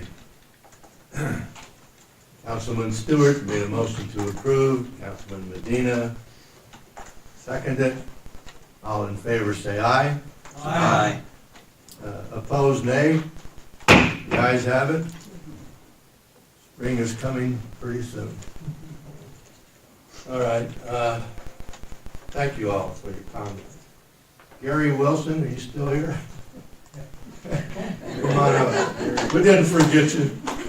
Make this short. Gary Wilson, Miami Flats at 406 Sullivan. Miami Flats is asking for a street closure on December 6th, 12 p.m. to 6 p.m. to host a Christmas festival. The event will consist of several vendors that are cowboy themed. Cowboys. Cowboy Christmas. I got a comment. Any comment? Comment. Here we are talking about businesses and we need to bring people in. And I keep forgetting to give these guys kudos because they have commercials, they have events, they have bikes right off the highway, and now they have a billboard, I believe, right? What more can you ask for? Here's one of your first plans. We need to work with these guys and help bring more, not just events, but businesses like theirs. I went by accident. I thought we were having a meeting over there one some time ago, and I was wrong. I showed up, they were very cordial. They invited me to have pizza. I understand you guys have one of the best pizzas in the state. So, anyway, that's what I was told. I didn't have time to enjoy it. But yes, if you get a chance, you need to go visit his establishment. It is amazing. It's very, very, very nice. And if you have an organization that would like to have a meeting, I would suggest getting with these folks here and see if you can arrange a meeting place over there. Sports bar also, isn't it? Yep. Yeah, awesome place. You need to go visit it. So, thank you. Thank you for what you're doing. Yeah,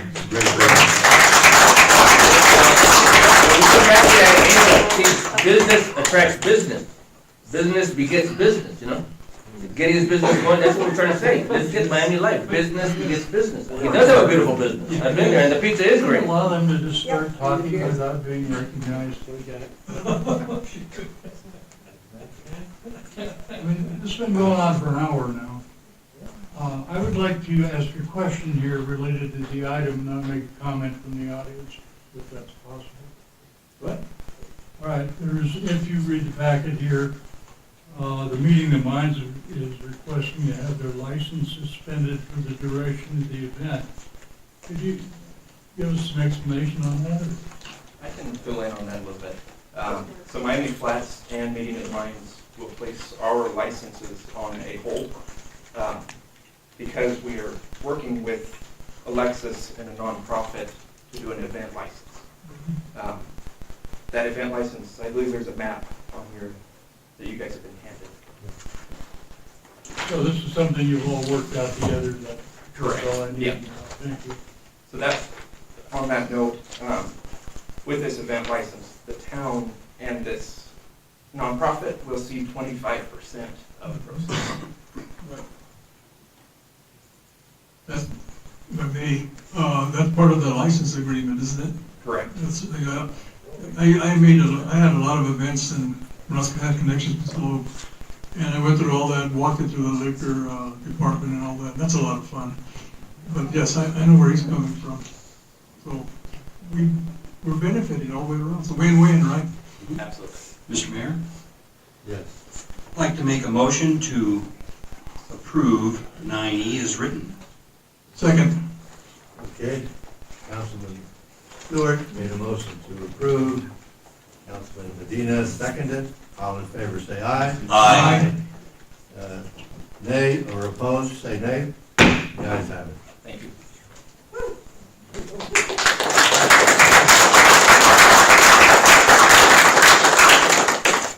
9F, information, discussion, and possible action, consideration, and possible approval of the 14th annual Miami Logo event on April 17, 18, 19, 2026. Use of Veterans Park and requested street closures. Hi. Hi. Bob Incion, Miami Arts Commission, 509 Sullivan Street. Nice to see everyone today. Hello, Mayor and Council. Okay, before I get started, I want to take a moment to mention something that John said. John made a comment during his presentation talking about how nonprofit organizations are able to get funding to make communities do better things. Michael 23 and Jim Coates, Ken Bowe had that same concept when they started the Miami Arts Commission here in town 15 years ago. The Miami Arts Commission has been doing lots of stuff here in town for 15 years, including this Decibel Miami logo. Last year's Miami logo that I organized was probably the best, smoothest run event that we've had here in town in a long, long time. The streets that were closed only contained itself right here. Businesses were still able to have people come up to their businesses. The town had a really great party. And I just want to repeat that in April. I have the same concepts and the same street closures. I've talked with Christine about it. We talked about using the park. I've already discussed the same street closures that we had last year. And I just want to repeat that party that we had this year again next year. But in the third week instead of the second one. So that's what I'm asking for, street closures and park. And, you know, bring a stage here and put it in the middle like we did last year. Have a great party for 3 days. Last year we brought 60 acts to town.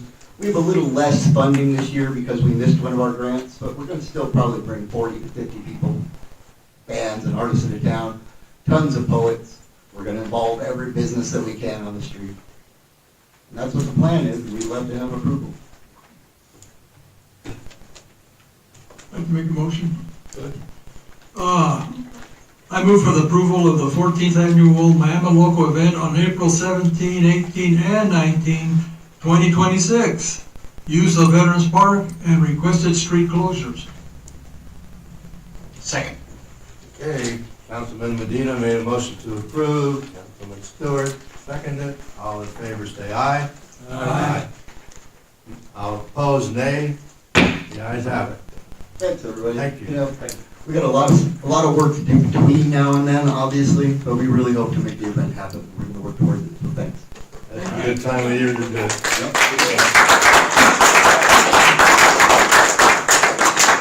Okay, 9G, information, discussion, possible action, consideration and possible direction to staff to move forward with the donation of the land known as M Hill to the town of Miami by way of a future quitclaim deed. I talked with Alexis this morning that we need to get a survey with inside this scenario too. So we need to get somebody out there to get it done, but I'd like to try to get this done and turned over to the town for Christmas or New Year's.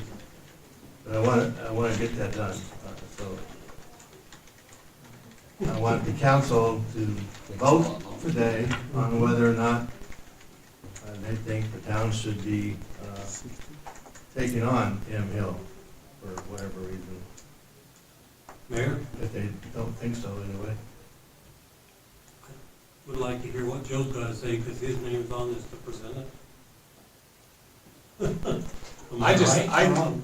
I just need council direction if council wants to move forward with it, because then I have to draft an ordinance. An ordinance has to be proposed.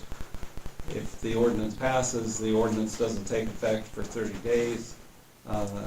And prior to the ordinance being proposed, we have to have a survey, we have to have a legal description of what the property is. So there's a number of steps that need to be taken.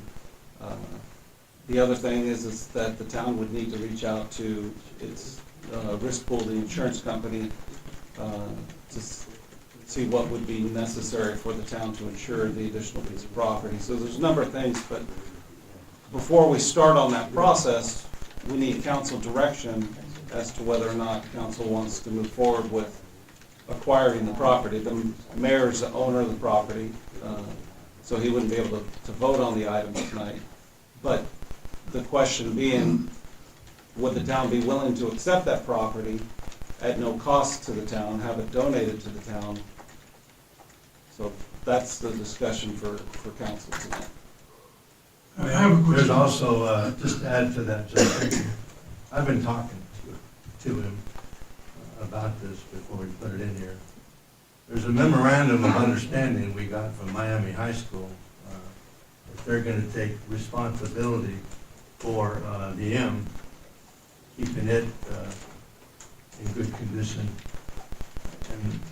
But of course, at the same time, they're not going to take on any liability. So, but they will be a part of that agreement. That document will be anyway. Mayor? Yes.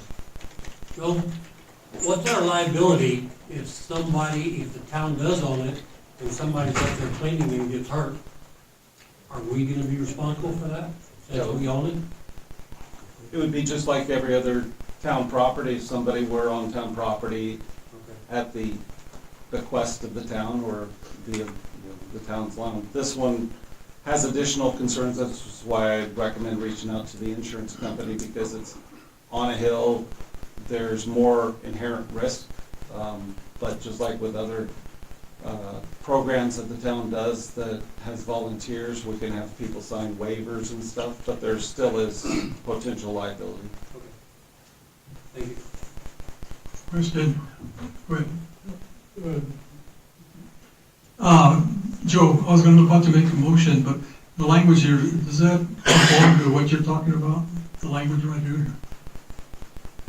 Yeah, Just give direction. staff needs direction on whether or not the council wants to move forward with receiving the donation of that property. Staff meaning you. Well, You on the staff. Alexis, there's a lot more to it than just doing the That's what I ordinance wanted and to the clarify, because with your name being on there and then you talking about it. But anyway, question, then I'll make a motion. Yeah, a couple questions. One, is there an issue of the town owning the religious emblem and symbols? I'm not aware, what religious emblems and symbols are we talking about? Separation of church and state. No, I understand what separation is. I'm asking what religious emblems and symbols are we talking Okay, about? they have the stations of the cross and the three crosses on the hill up there. Am I correct here? Yeah. And Catholic. Catholic, Stations of the Cross. stations of the cross, yes. All I was told was this was M Hill, there's a big M that they want to maintain for the town. Well, there's more than that. Okay. So is that an issue? I would have to look, this is the first I'm hearing of this, so I'd have to look into that issue. And then the second question I would have is why does the town want to take on an additional maintenance and liability potential? Why wouldn't the property be donated maybe to the school board? I tried that. I Okay. tried the church too. Well, I think any reasons they would have not to do it, we would have as well. Liability. That's a discussion for council. No, that's raising that issue. Yes. We've got enough things to maintain as it stands. To take on more just seems to be unwise. Part of the plan was to have, there's some trails that are gonna be built in the near future. I don't know if it's near future, but there's a lot of trails that are gonna be built for people coming into Miami. And we were gonna tie that M Hill on as one of them. I talked with Alexis on it. Whose plan was that? Whose plan was what? To do that? The trails? Yeah. Hey, it starts from the Miami High School and comes all the way up here. It's something that I'm not ASU, talking about that trail, I'm talking about trails lying in that property. Was that something that originated with the council? that's something town that, staff, that's or something that, you originated with you? want me to answer the question? Yes, I do. All right, I'm going to. I talked to Alexis about, what do you think? We're gonna, and he agreed that that would be a good part of the trail to have that access up to the top of M Hill. People would be impressed with it. And now I'm here asking you guys if you're okay with it. What do you want me to do in the interim? Ask you before I ask you here? So basically, Joe, what we're doing is we're asking you to look into this to see if it's feasible enough for the town to take it over. Am I right? No, that's a decision that you guys need to make. I need direction if you want to acquire the property. Oh. You guys need to understand that this is Miami Vandal country, okay? We bought the M Hill to turn it over because we didn't want, it was for sale on Willow on the internet, and some bozo, or Zillow, whatever the name of the company was, but some bozo might come in here, buy the M and knock it all down and put his little house on top. We didn't want that to happen. We are vandals all the way. We grew up here. It's always been there, and we want it to always be there. And my God, you guys, you heard Joe say it's not a liability because anybody can step on Miami land and trip and break their leg or whatever, and it's the same liability, and we have the insurance to cover it. We talked about that. So either we value the history of this town and the Miami Vandal emblem and the Miami High School, and they love it, they want to be a part of it, the students want to come up and take care of it.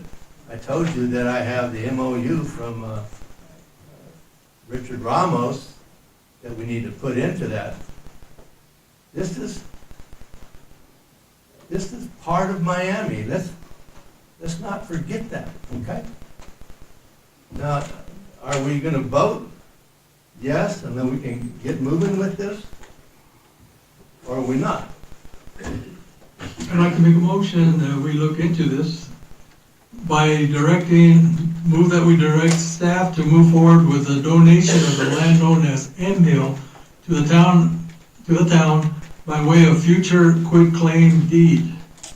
So Joe will be looking into it and we'll discuss it further, right? I'll second that. We want to know that he's going to look into it, but we already agreed that we're going to take it based on what Joe finds out, okay? You trying to table this and Joe's going to go do it? We've got a motion. We got a motion. We've got a motion and a second. Well, So let's vote and keep going.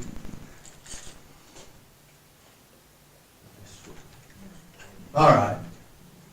Councilman Medina voted to approve, I think. Motion to approve. Councilman Stewart seconded. All in favor say aye. Aye. Thank you.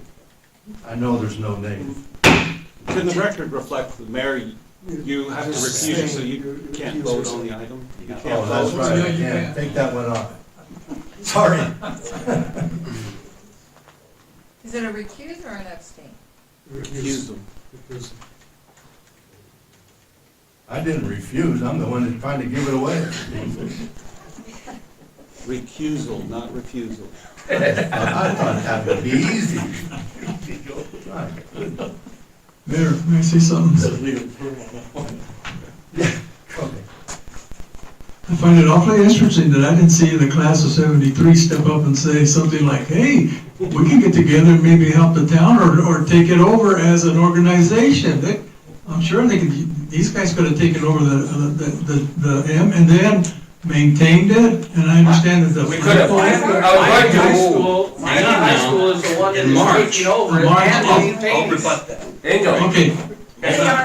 Let me run with this one. In March of '25, all right, I happened to be part of the crew that went up there and we cleaned the A. I'm sorry, I'm thinking too soon. We cleaned M Hill. It's been a long meeting. And I helped clean that hill. You know who was there? Class of '73. And others. So, yeah, they will step up. And again, it's just a matter of, can you please help us? Right? Please Of course. step up. There we go. And you were there, Don, and, Well, the bottom line of this thing is that the way that it's worded and the way Gil wants to do it is to Miami, the town, because it belongs to the town of Miami. We need you to go to the mic. You can make it done, you can make it. Otherwise, it doesn't get on the record. You got this. Well, I didn't answer the question, ask the question.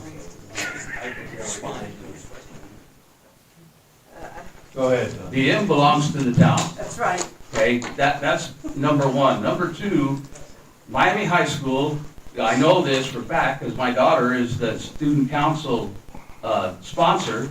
They are the ones that will maintain and make sure that everything is right up there on top, including, they've also talked to the church, they'll clean around the crosses, and all of that stuff will be taken care of, and then they want to make that trail more accessible to people, so if somebody wants to come in to the town and they see the M on the hill, they can actually go up there and see it.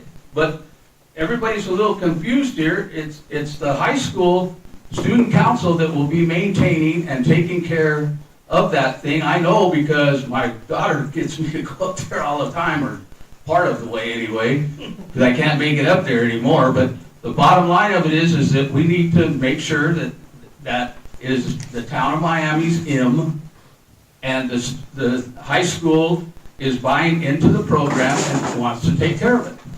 As simple as that. Well said. Thanks, Tom. Thank you, Don. All right, we already voted on it. We're moving Mayor? up to 9/8. We're gonna cancel that. And I was talking about going forward with a meeting between here and the new year. We have to pick a date sometime in maybe mid-December. And if we can't get everybody happy with that date, we'll push it out to the first week in January sometime. But that's what we're gonna be talking about, what we would have been talking about in the executive conference room. We're gonna talk about it, the abatement and how to handle it, how to work with it, the do's and don'ts. So we don't need any more meetings. Go ahead. Mayor Gill? Just a little note on history, Dan Oshes, Claypool, Arizona. Class of 73 put in 23 bags of cement on the M up there earlier this year. Those bags, if you notice how that hill is, it's a little rough on old people, so that's part of the reason we want to get the high school involved with a few younger people. Because I'm not going to keep cutting railroad ties, okay? I can cut them for a while. Mayor Gill can tell you, I'm running out of steam, guys. One more time. So we need the kids. Okay, we gotta move to adjourn. Yeah, we're There's no need for 9H, but there's number 10 as well. Thank you, Mayor. I'd like to commend Rosie on her comment on the neighborhood watch. I commend you and your husband on what you're doing, and we keep in conversation. It don't matter what time of day. We're both early risers. He calls me or I call him 6 o'clock in the morning. But I would like to find out who that helped the officer and invite him to our meeting. It's going to be on December 4th, 5 o'clock at the library. Councilman Sosh is also, Ridwan Adonis, he was a witness to that. If we can find out who that was, we can tell him thank you through our neighborhood. Absolutely. I've invited Chief Hernandez to also come, and Tim Humphrey, you're invited to also come. It's going to be on December 4th at the library at 5 o'clock.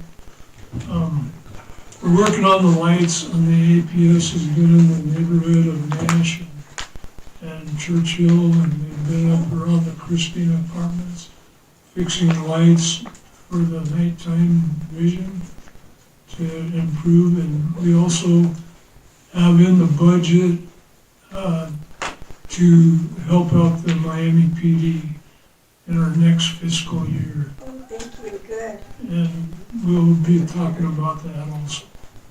So please come to the neighborhood watch. It also is expanding to the whole town of Miami. We've got the drug dealers on the run, and there's more and more word getting out in a positive way.